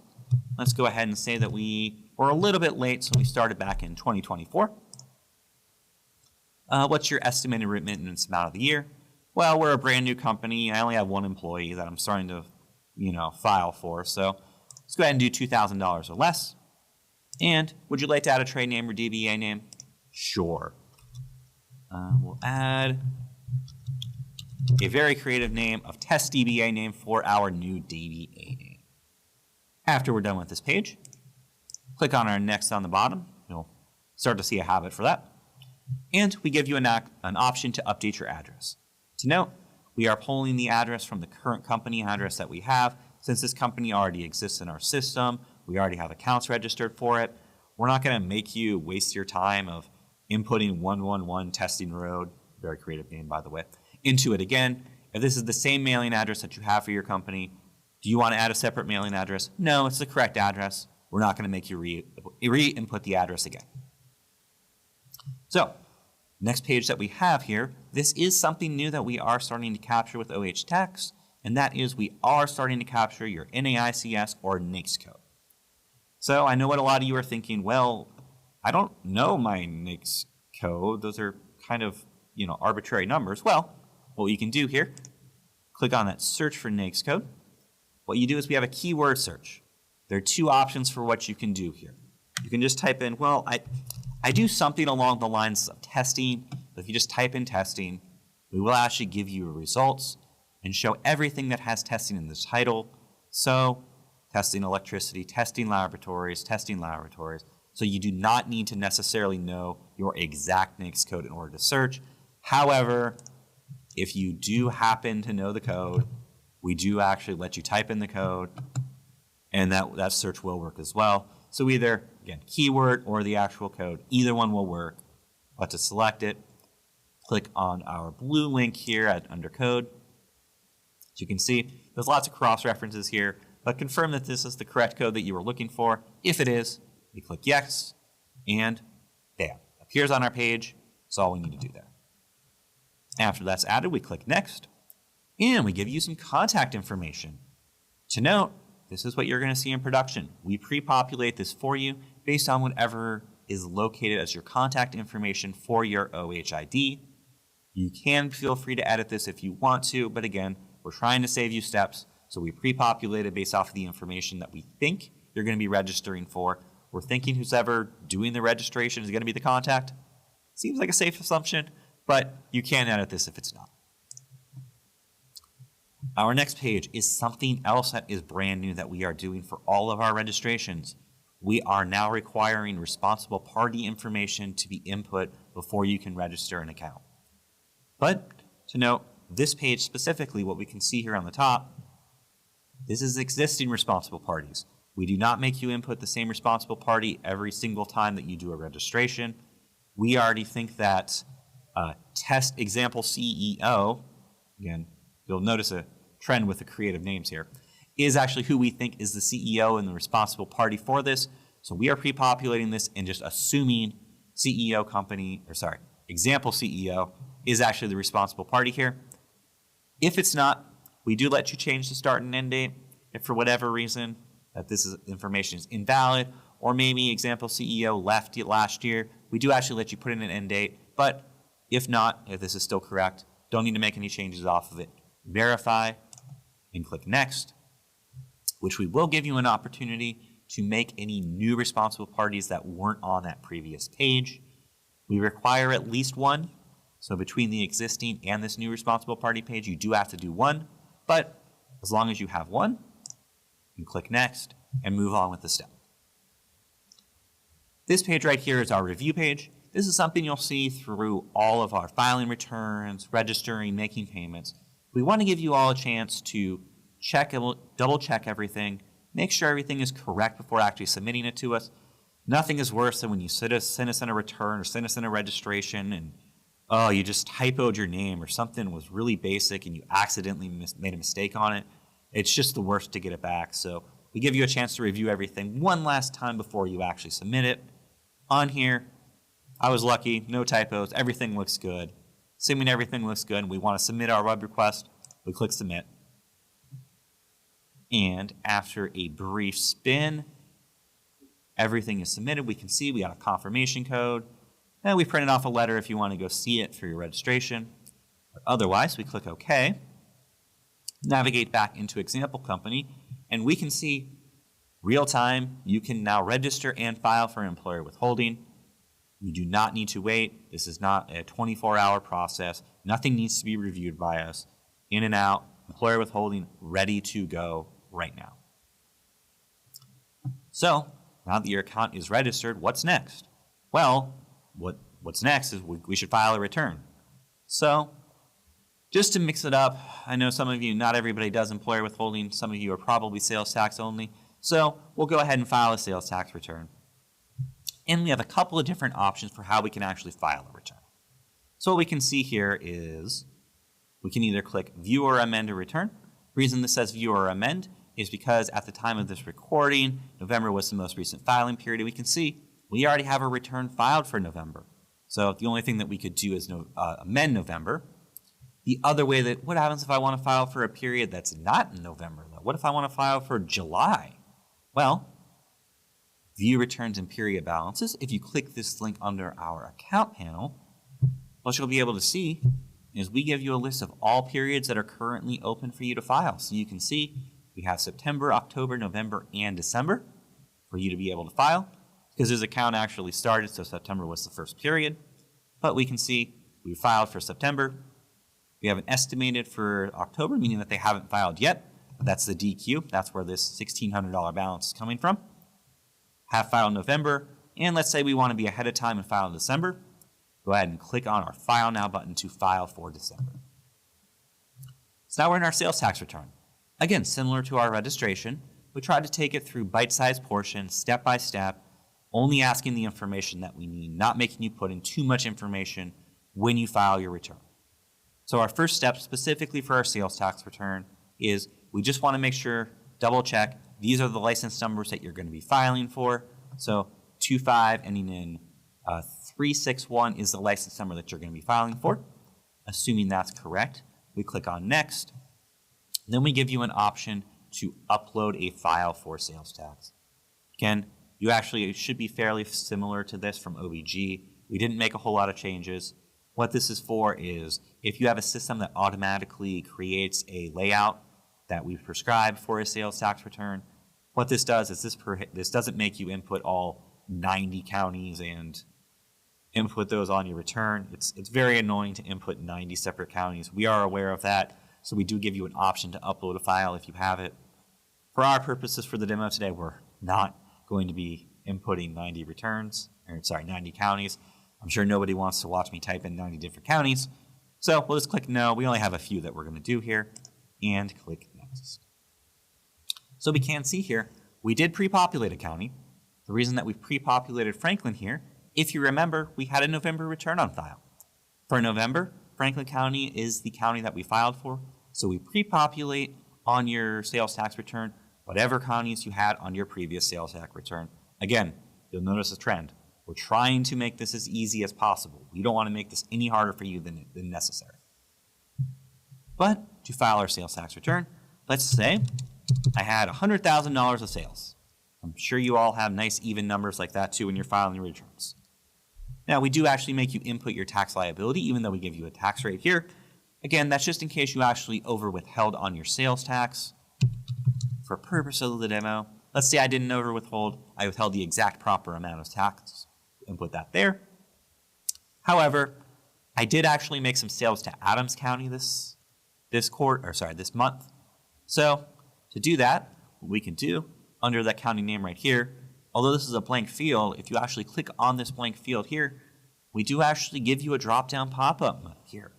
And in this drop-down or pop-up, we actually list all different counties.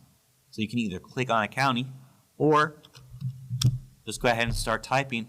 Basic filter like you would see in any other website or any other word processing.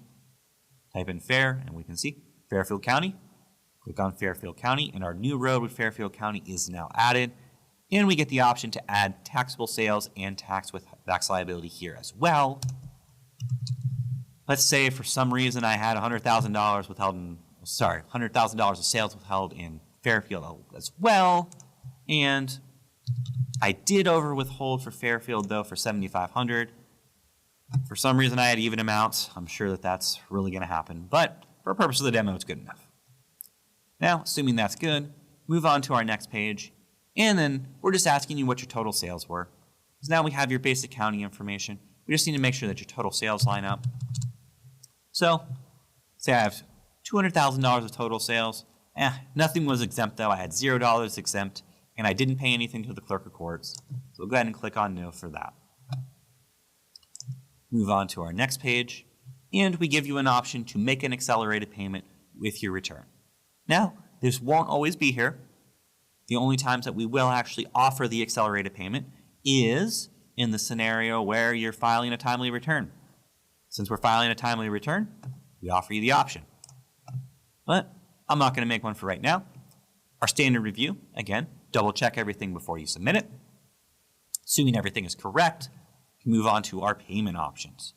For our payment options, you can see we offer electronic check, credit/debit card, which will go towards our third-party provider of ACI, or I can just pay later. But for right now, let's go ahead and select electronic check. can see we pre-populate the amount for you. Again, quick and easy as possible. Notice a trend. We do actually let you future date your payment up until the due date of the return. That is not a problem with us. We actually encourage you to do whatever is easier for you. We'd rather get the money and get it scheduled than have you remember at a later time. And go ahead, input a routing number, an account number, which is a very real account number, the bank account type, and then we give you this option here on the bottom, which I did want to point out here. So save for future use. Unfortunately, on OBG, as you remember, OBG had a wallet feature which did allow you to save all of your banking information. Unfortunately, we were not able to migrate any of that over towards OH Tax, and all of that information will have to be re-input. However, on the bright side, we did actually hear some feedback from some preparers and some firms that they actually couldn't use the OBG wallet feature because all of the bank account information on OBG were actually stored on the web logon or the OHID level, meaning that the companies were intermatched. On OH Tax, that is actually not a thing. Since I'm actually saving this future bank account, this bank account will only be able to use for example company going forward. If I try to use this bank account for any other company, so for example, the File Only LLC, you will not be able to do that. It only saves for a company level basis. So hopefully that helps with some security and allows some firms who weren't able to use this feature before to use it now. But bank information is input, give you a basic perjury statement, confirm everything. Again, you are filing a return, so this is still important. Assuming everything is correct, file your return. We tried to leave no doubt. Click File on my return, and the return is submitted to us. You can see we normally process it as soon as possible within 2 days. But return is now filed. And I do want to point out here, if we go back towards our view returns and period balances, we can actually see under our period balances here, we do have a balance of $0. Again, although we future dated that payment, if you can remember, out to the 15th of January, we do actually include your pending payment that you had in your balance here, so you're not going to accidentally overpay twice. If the balance shows 0, we're at least expecting a payment already. And that is everything for filing and paying. Now what we want to do is we're going to focus on some new features that are available in OH Tax. We're actually pretty excited about these. We've heard some feedback, some requests. These are things that we're actually looking forward and pretty excited to share with you. First one being, let me navigate down here towards our sales tax panel and click on that more ... Under our more ... our third panel here, request abatement. For any of you who have had to request an abatement before December, you'll know that our process will say left a little bit to be desired. You needed to submit a request to us, and then we needed to process it, and that process could take months, if not weeks, if not years. It took a long time, unfortunately. But with OH Tax eServices, 1, you can request it online. You don't need to send us anything. And 2, it's instant. So if you click on request a penalty abatement, now we give you some eligibility requirements. Just because we're allowing you to request the abatement doesn't necessarily mean we're going to grant you an abatement. We'll do what we can and process them through our system, but giving you some reasons why we might not be able to give anything. Click submit, and your abatement's processed. It's done. You will get it almost real time. Not necessarily real time. We do have to process it a little bit, but should be done within 10 minutes. You will have your abatement request. That's it. 3 clicks, abatement request done. We're actually really excited about this, and we're hoping that that makes a big impact for you and makes it easier for you guys requesting abatements. Other things that we wanted to point out, under our additional services here, if we click on respond to a letter or notice, we actually make it really easy to respond to a letter or notice. Again, prior to go live with Release 2, if you wanted to respond to a letter, you had to go to ONRS, you had to input a fax ID, you had to upload documents. It was kind of a nightmare. Now, what you can see here is, this assessment notice that you sent to us, I just don't think it's right. I think you guys assessed me in error. Well, you click on that, right here you can see on the top, you're instantly filing an appeal because this is in an appealable status. We are letting you file an appeal with just clicking on that. You go through this, it's filed. Don't even necessarily need to upload anything. Don't need to go to any third parties. Don't need to input a fax number for some reason. Quick and easy. Theme, guys, theme. And that is everything that I wanted to show you logged in, but that is not everything. As Jonathan had mentioned in some of his slides, we are now offering some guest services. So guest services mean we offer you the ability to do some things without logging in. So that means, one, without logging into OBG, that means you do not have to necessarily create an OHID. You do not need to request access to the company on OBG. You don't need that request access link that we went over for access request and access approval, getting the appropriate permissions. You don't need to do any of that. So CPA is a client comes in for you and says, hey, Ohio Department of Taxation sent me this bill. I just want to pay it. Well, you don't need to go to OBG. You are more than welcome to. We have those features that we showed. But if you just want to pay it, click Make a Business Payment. Or if it's specifically a bill or assessment, you can click Pay a Bill or Assessment, and you can do it without logging in. So taxpayers trying to give us money, we're trying to take the money. Again, quick and easy. Other non-logged in functions or guest functions is submit a response. Similar to what we just saw with, hey, I have this assessment. I don't think it's right. You click on the submit response, input your letter ID, the response is submitted, no accounts necessary, no permissions are necessary. And last but not least, we have an improvement towards our digital assessment, which we are calling Pilot. We did launch Pilot with Release 1 last year. However, we heard some feedback. Pilot got a little confused, didn't always respond as well as we would have hoped. So we did actually revamp it. We took a look, rewrote some of our responses Pilot gave, and we tried to change it so that our menu options were a little bit better and made it so if you had a question specifically towards individual income, you can click this link and we give you a list of different options. The Pilot will respond with individual income. Or, most importantly, we are actually offering a live chat feature.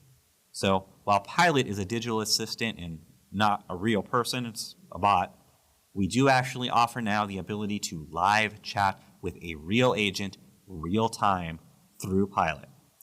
So if you ever called in before and the phone queue times were too late, come to OH Tax. We offer this either logged into your account or as a guest function. You can go navigate to it, just type in chat, and you will be able to get navigated towards a live chat, a live agent who will be able to assist you and help with your problems directly through our application. Again, you will still need to meet disclosure. We do still safeguard your information. It is still our highest priority. But again, quick and easy. You don't need to call in. You don't need to email us. Another way to contact us. So hopefully we can help you resolve any tax-related questions. And with that, that is everything that we have time for and everything that we were planning to show you through our eServices platform. I will throw it back over to Jonathan to close us out with our Q&As.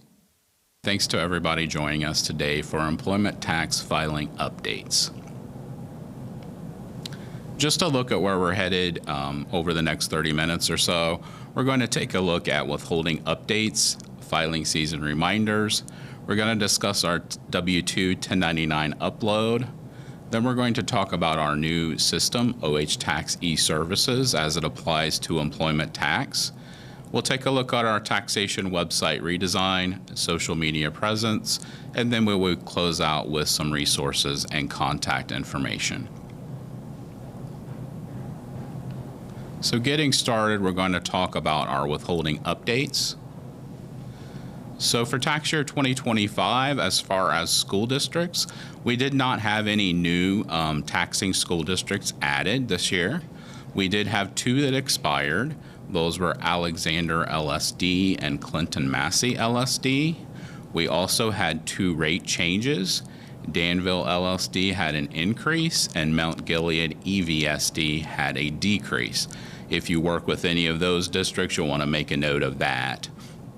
We also had 18 renewals, and if you want to see that complete information or you need that for your reference, out on our website we do have the school district rates for 2025. If you look at the screenshot at the bottom, it does show you the detail of where you can find those on our taxation website. Also, wanted to point out with school district with the different levels of taxes can be a little confusing. School district tax is based on where the employee lives, so a little different than city municipal, which is typically driven by the work location. So keep in mind, school district tax is going to be based on your employee's residence. Also of note, we do have new tables for employer withholding tax starting July 1st, 2024. And these were to incorporate the rate reductions that came out of House Bill 33. The screenshot on the right shows you where you can find those tables on our website. The very top one, July 1st, 2024, that is the most current version of our tables. We do have the historical list of our tables there if you need those for research purposes or anything else. As far as the school district, also we do have a tool on our website called the Finder. So if you're not sure if your employee lives in a taxing school district, you can go out to tax.ohio.gov, select that Finder tool, and that will give you that information. And then moving into filing season reminders. We do want to remind everyone of the electronic filing requirement. This is for withholding filings and payment both, and this has been in effect since January 2015. We do provide the code site there if you would like that for your reference. Also, filing frequency job and notification letters. Typically every year the system looks at the look back period, sees the amount of withholding that was remitted, and it determines if the filing frequency for a particular taxpayer needs to be changed. After the job runs, notification letters are sent out to those impacted taxpayers. This job did not run this year due to our transition into the new eServices system. So no changes were made, no notification letters went out this year, and then starting next year, we'll be back on track with the normal process. Also, the IT 942 form has been discontinued. The IT 942 was a quarterly reconciliation that was for partial weekly filers. However, there was a lot of confusion over who needed to file this return, so a lot of filers who were not partial weekly would file the return. It would often cause issues with the account. So for that reason, the department has decided to discontinue that for tax year 2024 and going forward. It has been removed from the ORC. So just keep in mind, for those of you that were used to going out and filing a quarter four / annual 942, it was a combined form.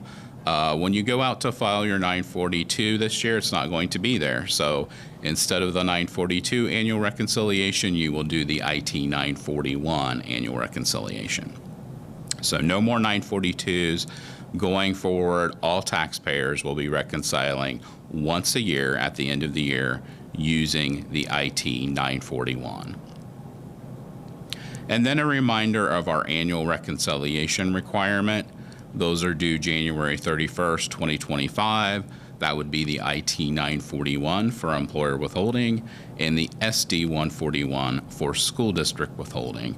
So even if you paid your tax in full during the year, you don't owe anything additional, we do still require those annual reconciliations be submitted. So just keep that in mind. And then also, as part of our year-end requirements, the W-2 1099 upload. These are also due January 31st, 2025. There have been some changes to the specifications for 2024. These are probably more of concern to payroll providers, but if you happen to do any sort of programming to generate your W-2 file for your company, then you'll want to make note of these changes. Those are available out on our website at tax.ohio.gov/W2 upload. And then a reminder that W-2s and 1099s also need to be submitted electronically. Some of you may have been familiar with mailing these in the past by paper with a paper IT-3 form. That's no longer accepted. These do now need to be submitted electronically. The file types that we will accept for those electronic submissions for W-2s are going to be text files and CSV files. The text file is typically going to be generated from your payroll software. So if you use QuickBooks or a similar type product, you will generate that text file from your software, and then you will go out and upload that file to our website. CSV files are from our simplified W-2 method spreadsheet. This is a template that is available out on our website that you can download to your computer. You can key your W-2 information in. It will format it appropriately for you, and then you can upload that file. New this year, we do have a manual entry option, and we're going to take a closer look at that here in a few minutes. For 1099s, those will need to be in the text file format, and it will need to follow the specifications on our website again. And then just a reminder, if you do issue both W-2s and 1099s, that information cannot be combined into the same text file. There will need to be separate files. So you'll have a separate text file for W-2s and then another one for 1099s. So the upload that you were familiar with in the past through the gateway was titled W-2 1099 upload. That has now been replaced with our income statement upload in eServices.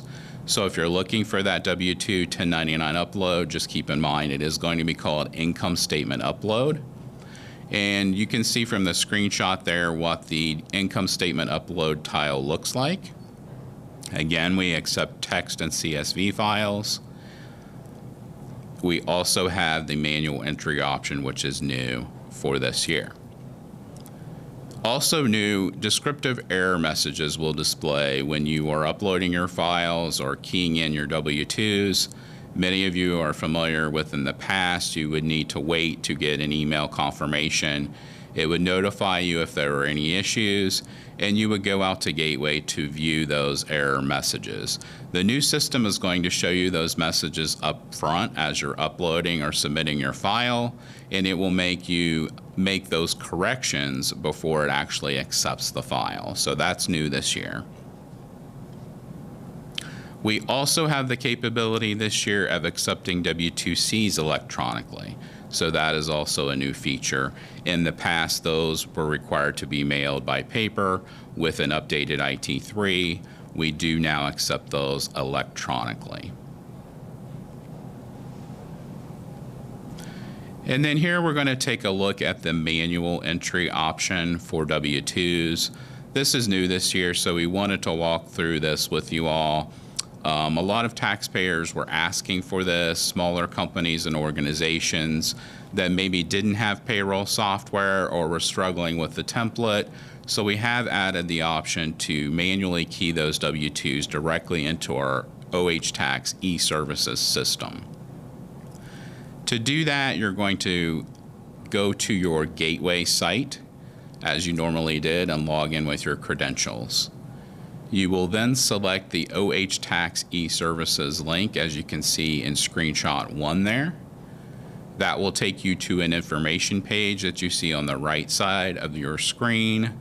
It has some information. Within that information, there are 2 links for OVTA Tax eServices.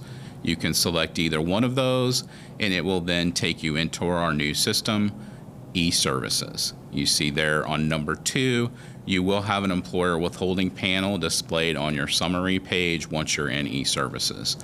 What you're looking for is the More link that it's highlighted there with the arrow. Once you select the More link, that will take you to the account services page that's displayed here. And again, you're looking for the income statement upload tile. And the second option, enter annual wage statements. That is the option to key W-2s directly into the system. So we're going to select that option.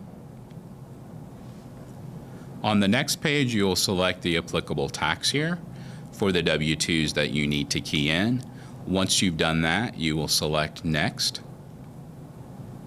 And then you're going to land on the employer information page. So this is the information for the employer, for the company. You're going to enter all of your information here, and then you will click Next. You will then arrive at this screen, and this is where you will enter the actual W-2s for your employees. So to get started, you will click Add a Record, and that will then take you to this page. This allows you to enter the W-2 information for the first employee that you want to enter into the system. Once you have everything the way you need, you will click Add, and that will take you back to this page. We did want to show you what an error message would look like. So for this particular entry, there was an issue, and you can tell that by the exclamation point icon that is indicated there and pointed to with the arrow. To resolve that, you would click the exclamation point icon. It will then take you back into the record, and it will mark with a red asterisk the issue. So for this particular record, we were missing a field. So we would go ahead and enter that information that's missing, and we would click OK. So now it takes us back to that page. You can see that icon is gone. We know that there's no issues with that record. So we can go ahead and continue entering our W-2s by selecting Add a Record. And here you can see we added a second record. You would go ahead and go through that same process to add all the records that you need to add. Once you are finished with that, you're going to select Next.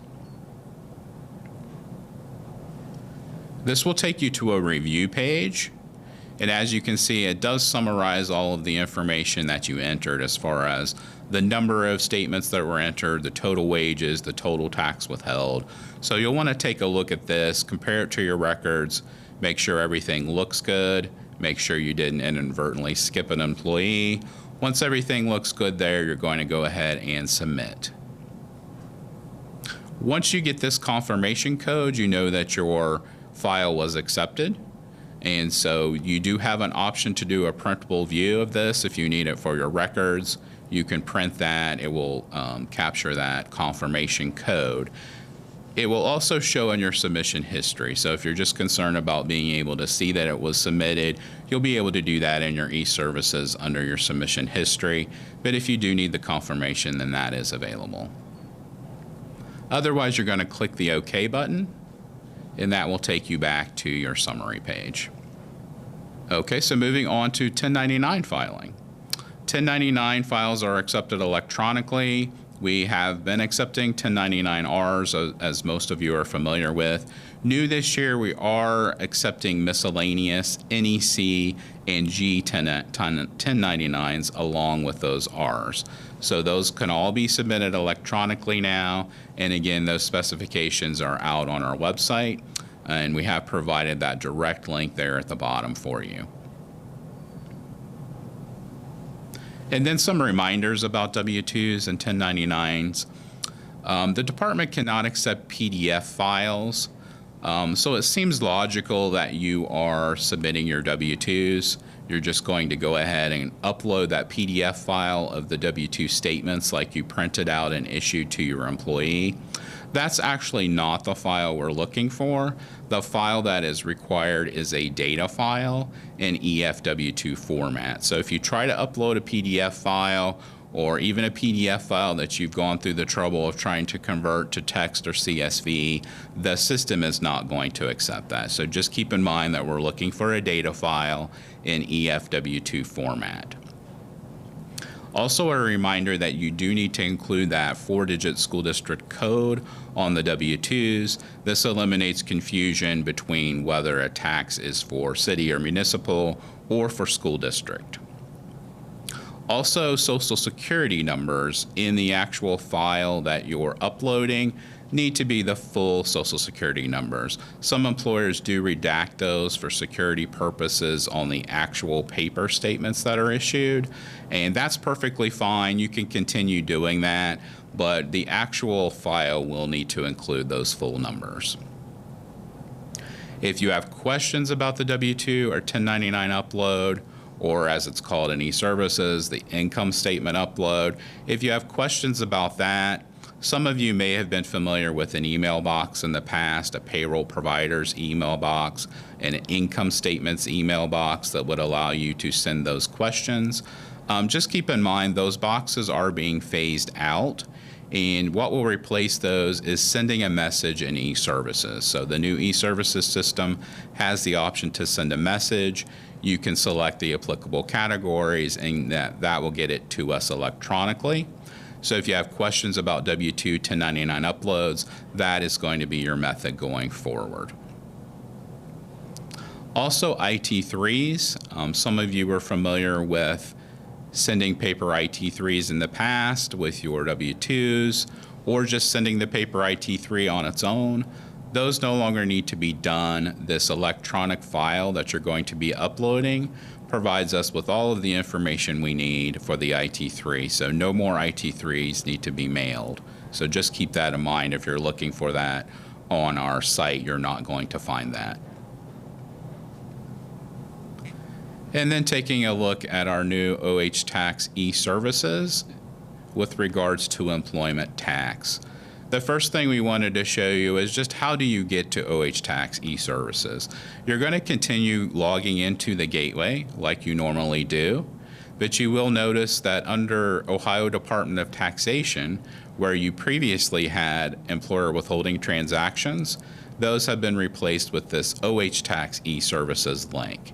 So first step is you're going to select that OVTA Tax eServices link, and that will take you to this information page.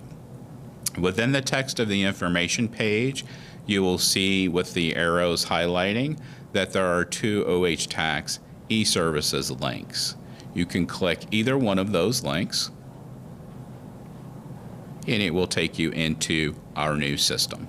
So that's how you'll access OVTA Tax eServices.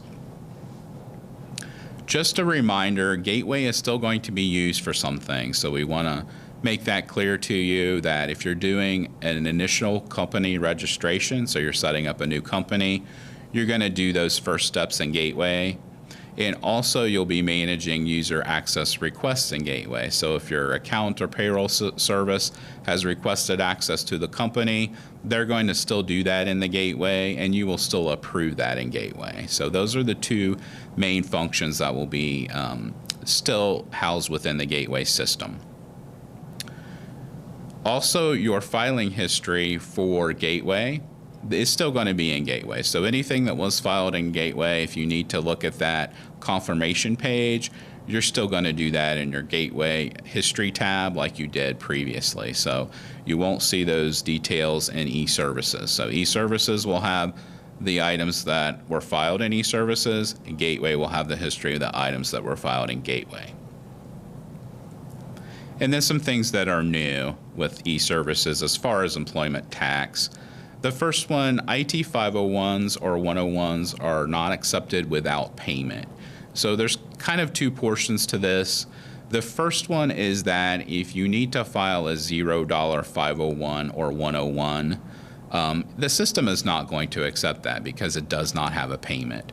Many of you are familiar with doing that in the past through the Gateway. It would accept those 0 returns. The new system does not accept those. So just keep in mind for any period that you need to report 0 tax, you just will not file that applicable 501 or 101 for that period. Just keep in mind that you will still need to file your applicable annual reconciliation at the end of the year. The second part of this is that if you are filing a 501 or 101, it will require electronic payment to be made there on eServices. Our Gateway system did allow an option that was called Pay Not Via the Gateway that would allow you to not pay electronically, and then some would submit a paper check or pay via other methods. The new system is going to make you pay electronically. This requirement has been in place since 2015, and the department over the years has been flexible with allowing employers to change their processes and systems along the way. But 10 years now into the requirement, the system is going to enforce that electronic payment requirement. Just keep in mind that you do still have the defer payment option. So if you like to go in and file early but not have that payment come out until the due date, you do still have that option in eServices as you did in Gateway. So that hasn't changed. We do still make that option available to you. Also new, stored forms of payment were not transferred from the Gateway. So if you had credit or bank account information stored in the Gateway to make your payments with, that was not transferred to the OH Tax eServices system. So once you're in eServices the first time, you will need to re-enter that payment information. There are options to then save it in the new system if you desire. Also new are our 55 account numbers. In the past, our account numbers all began with 51, 52, 53, and 54. With the new eServices system, we are issuing numbers that start with 55. So we have made an attempt to make the payroll services aware of this, but if you have a payroll service or an accountant that is telling you your account number is not valid because it starts with 55, then you can let them know that we have started issuing these numbers. And of course, if they have information that questions about that information, they can always follow up with us directly. Also new is Pilot. If you look on the right lower corner of the slide, you see our state bird, the cardinal, with aviator glasses with the message, "Can I help?" You'll see this displayed through eServices, and this is called Pilot. It is our virtual assistant. If you need help at any point, you can click on Pilot, and there are options to ask questions or select topics, and it will assist you with getting information and finding answers on our site. Also new in OH Tax eServices, there are a lot of tasks that previously required a form, a phone call, a letter. A lot of these are now available in eServices as self-help options, so we did want to point that out. Some things that you can do are manage your names and addresses, update legal names. You can view your account balances now, which is very helpful. You can request penalty abatements and refunds, respond to notices, view your notices, look at tax transcripts, so lots of information in eServices to hopefully prevent you from having to call or send a letter. You know, take a look at that. If you have something you're needing to do, there's a good chance that you'll be able to do it in eServices. One of the options in eServices is to update your FEIN, and we did want to just mention that that is for corrections. If you had a typo in your FEIN when you registered your account, or maybe you just picked up the wrong number from your desk and entered that in, then you can submit a request to update your FEIN. You'll include a description, attach your IRS SS4 confirmation information. That would have been received when you registered for your EIN through the IRS. You'll attach that, and that will get that to us electronically. We wanted to point that out because there are situations where the IRS requires you to obtain a new EIN. Maybe you changed your entity type or something with your company along the way. If you're in one of those situations, you will need to register for a new withholding account. So you wouldn't request an update in that situation. Also, you will see in eServices there is a filing frequency change option.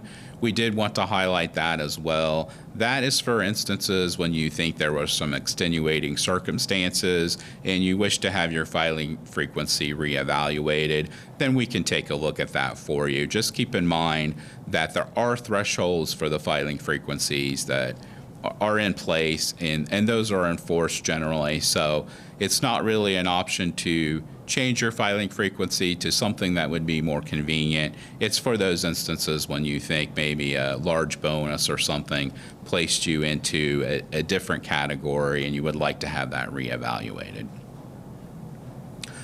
Also, along the lines of filing frequency, something else that we've noticed with the new system, the Gateway system had an option that would allow you to show all periods. So we did have a lot of quarterly filers. who opted to pay us monthly, which is perfectly fine. You can always file more frequently than your established filing frequency. And so they would select show all periods and file those monthly returns. Is a little confusing in the new system because it only displays the periods available that correspond to your filing frequency. So if you're quarterly, you're only going to see quarterly options. So this doesn't require a change to your filing frequency.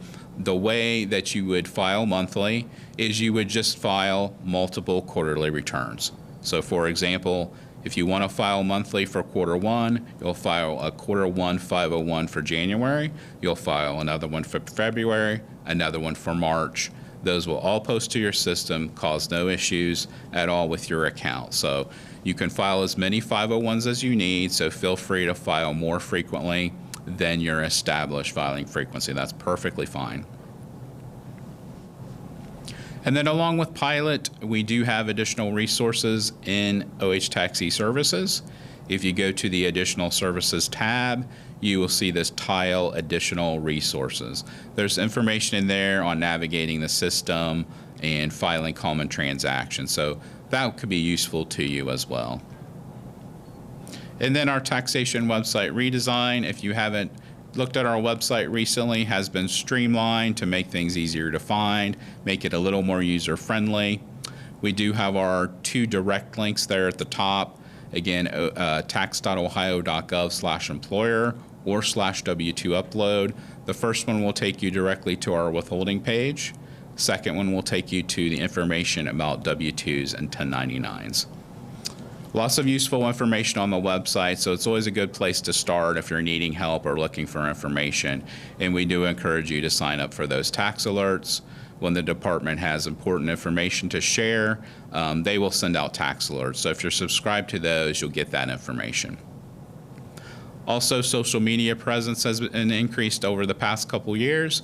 You can follow us on X, Facebook, YouTube, and LinkedIn is another good way to stay up to date on new things with the department, and we also provide tips and reminders there.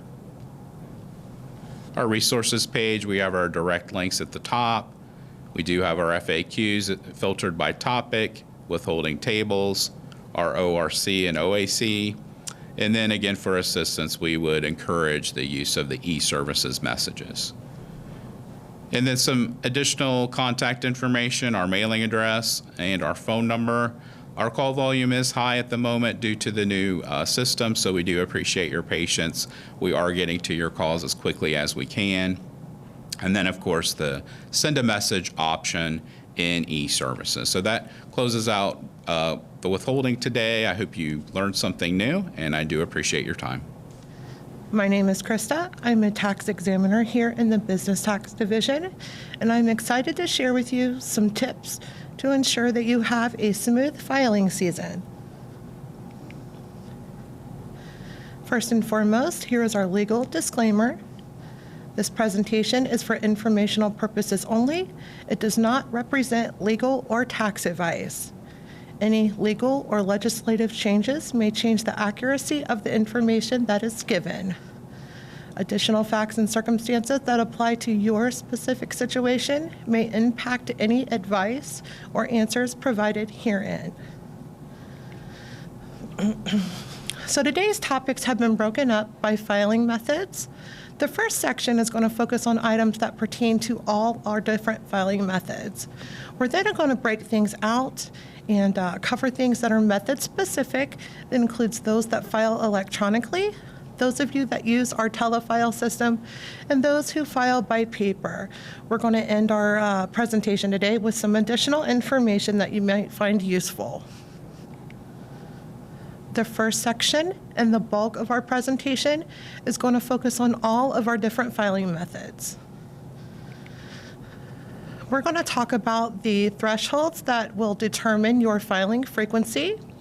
We're going to go over the deadlines for each of those filing frequencies. We're going to go over tax rates, what happens if there's an increase or decrease, and how to find out when those changes occur. We're going to go over the different components of a UST-1. We're going to talk about some amended returns, what are reasons why you would need to amend your return, and how to do that amendment. And then we'll go over a few common, less common scenarios. First today, we're going to talk about that filing frequency. So sales tax has two different filing frequencies. We offer our semi-annual filing frequency for companies that have 200 or less per month in sales tax liability. And then we also have a monthly filing frequency for those of you that have 200 or greater a month in sales tax liability.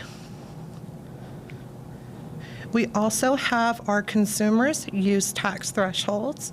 For those of you that are unsure about consumers use tax, it is a use tax for taxpayers that did not pay sales tax at the time they purchased their items, and then they use those items in a taxable manner.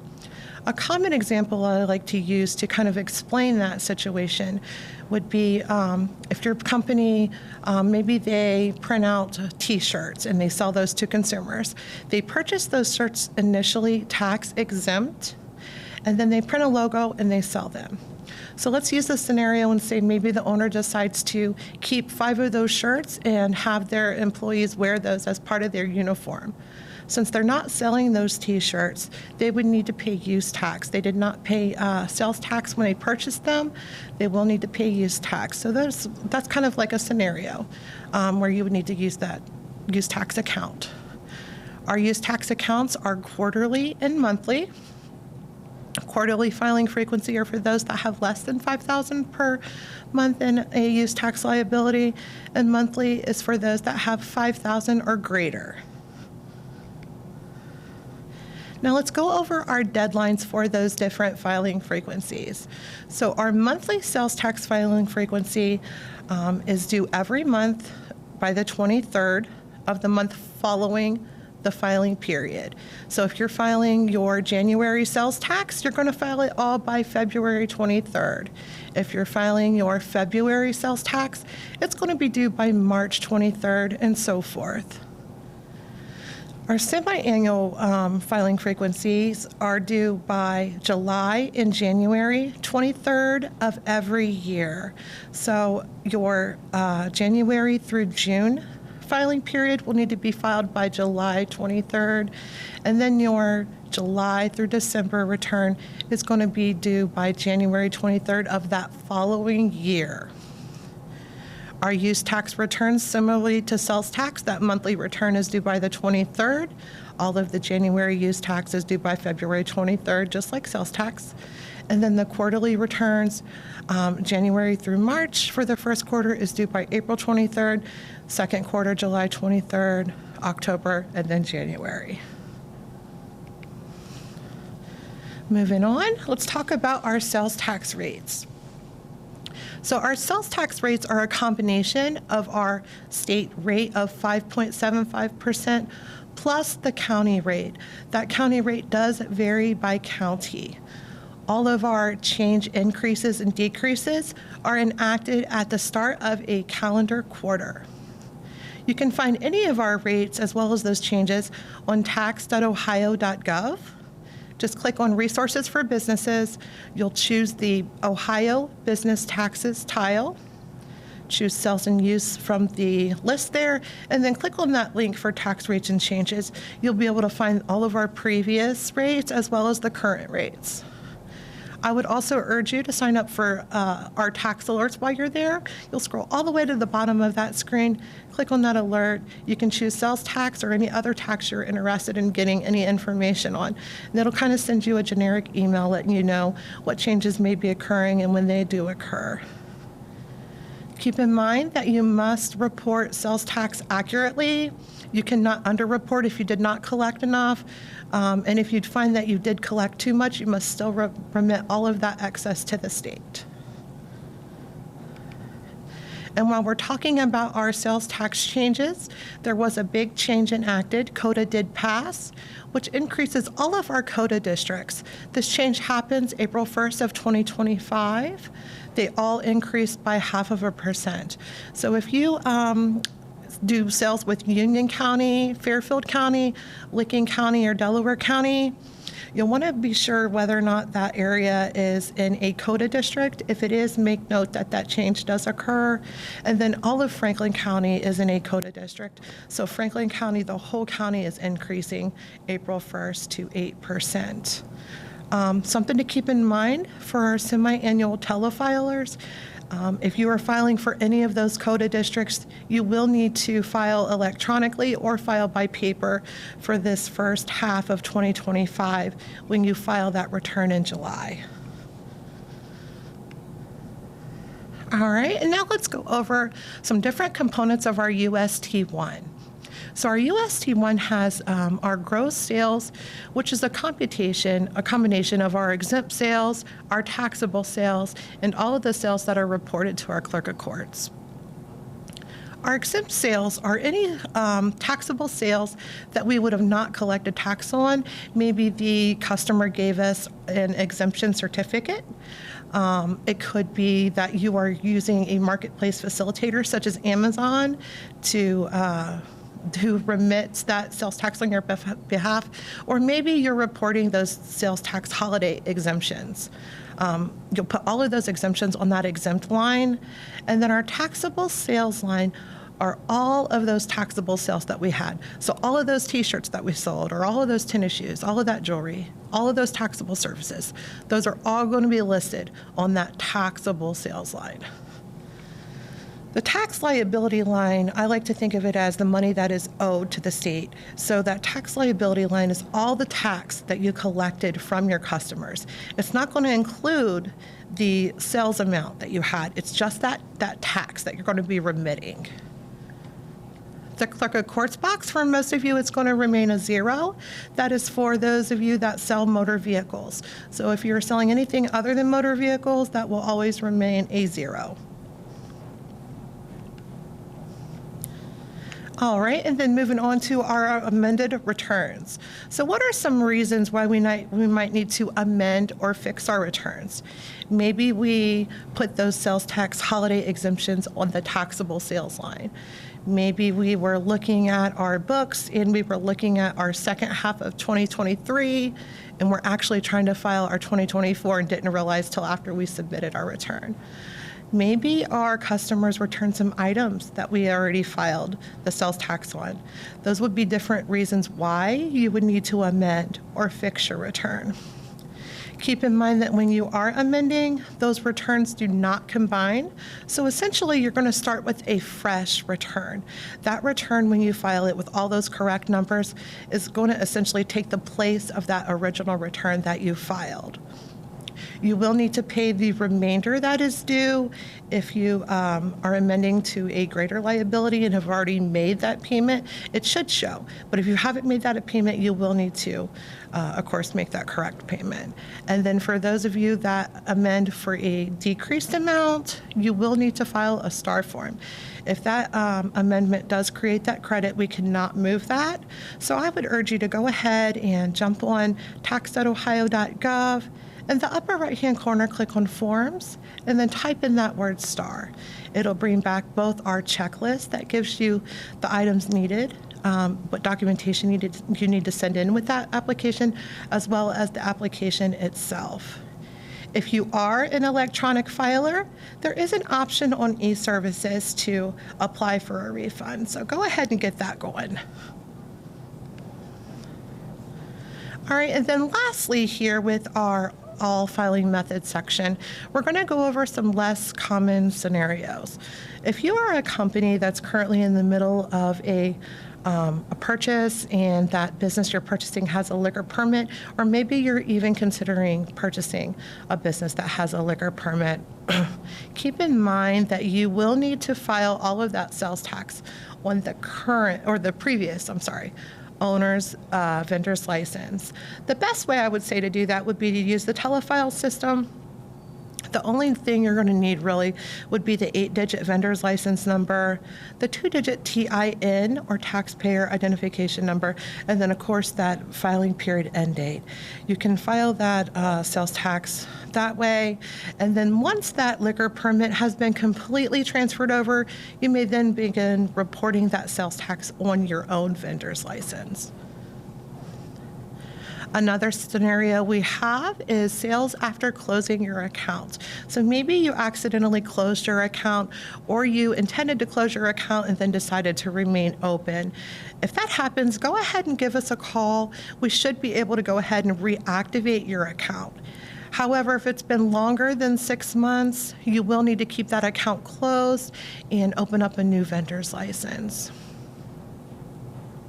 For those of you who have a county vendor's license and you are considering or maybe in the process of moving your physical business location, if it is within the same county that you purchased your vendor's license for, we can transfer that vendor's license to the new address. But if you find that it is a different county, maybe you originally were in Licking and now you're moving to Fairfield, you're going to have to close that current vendor's license up and open up a new vendor's license in the new county. And that sums it up for our all filing method tips. And now we're going to break out into our method-specific filing tips. Starting with our electronic filing methods, we're going to go over things with Gateway versus eServices, what you're going to do on Gateway versus what you're going to do in eServices. We're going to go over our filing administrator letter, what is needed. We're going to talk a little bit about liability that is owed, and then we're going to talk about cumulative accounts. So first, with the e-filing here, I wanted to alert those who are on a semi-annual filing frequency. It's probably the first time that you're going to experience our e-services, or maybe even the first time that you're setting up that multi-factor authentication. I urge you to go ahead as soon as you can and get into the system, get logged in, get everything set up, make sure everything is working properly, play around, navigate a little bit. That way, if you have any issues or any questions, you have plenty of time to give us a call. We've got agents ready to take your calls. We've got the chat available. Go ahead and reach out if you're experiencing anything that is giving you any issues, so that we can ensure that you are filed on time and do get that discount. Some of the items that you're going to complete on the Gateway are the filing administrator requests. If you need to request access to a business, if you are creating a new business account, maybe you're just a new business in general, you'll create it on the Gateway. We do have the Glance tool available for your use. It kind of allows us a screen share, so we can kind of click things to show you where to click to get you going where you need to be. Items that you're going to complete on eServices are all of your filings, whenever you need to make a payment, any changes that you need to make to your account, such as updating your mailing address, filing frequency change requests, submitting a refund, even legal name changes can be submitted on eServices. And just like the Gateway has Glance, we also have a support ID on eServices.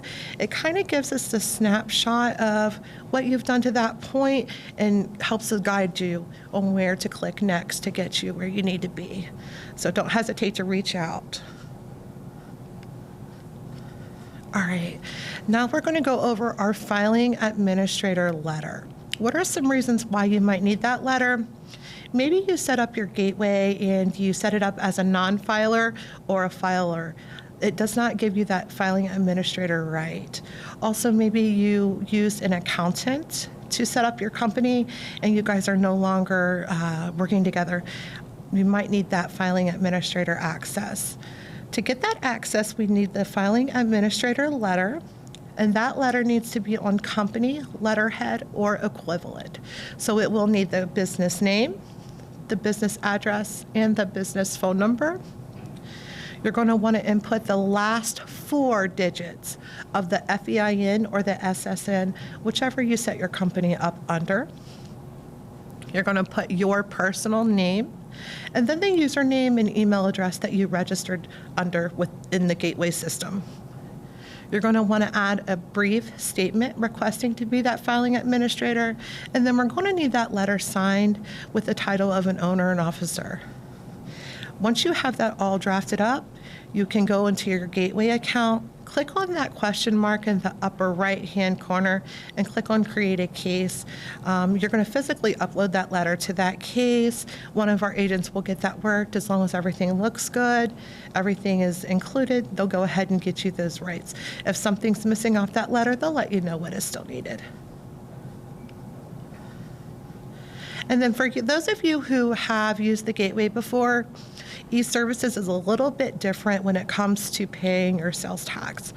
So for instance, it does not allow you to pay more than what is owed. So if you owe $17.59 in sales tax, it's not going to allow you to round up to the $18. You're going to have to physically put in $17.59. It also has the option of return payment and account payment. Those are both different types of payments. The return payment is used to make a payment to a specific filing period. So if you've already filed your December sales tax and you're going in and trying to make the payment for that now, you're going to choose that return payment. The account payment is more for a bulk amount to be applied to your account. Say, for instance, you got behind on your sales tax and you're just wanting to throw out there a $300 payment. You're not really interested in where it goes, just as long as it's paid. Choose that account payment and we will disperse those funds how we see fit based on an hierarchy on your account. And then for those of you who have already set up the gateway, you put your banking information, keep in mind that eServices did not bring over your banking information. You'll want to set that up. If you have already set that up and you've changed banks or maybe had a typo in your account number, delete that old bank information and put in the new one. Make sure everything looks great. That way your payment goes through and gets processed correctly. And then last here for our electronic filing methods, let's talk about cumulative accounts. So our cumulative accounts are for county vendors license holders only. They are for companies that have more than one physical location. There is no registration required, so it's going to automatically set up here on the back side, and you'll see your account when you log into your eServices. And what that account does is it allows you to file one return for all of your locations. So if you have 4 different physical locations, instead of filing 4 UST ones, you're just going to file one. You're going to combine them all together and file that one. Keep in mind, you still must apply for your vendor's license. So if you are adding a new location, you're still going to have to apply for that vendor's license for that location. And it'll kind of connect to that cumulative account on the back end. And then for those of you who do have physical locations and also have a transient or maybe a consumer's use tax account, you will still have to file those ones separately.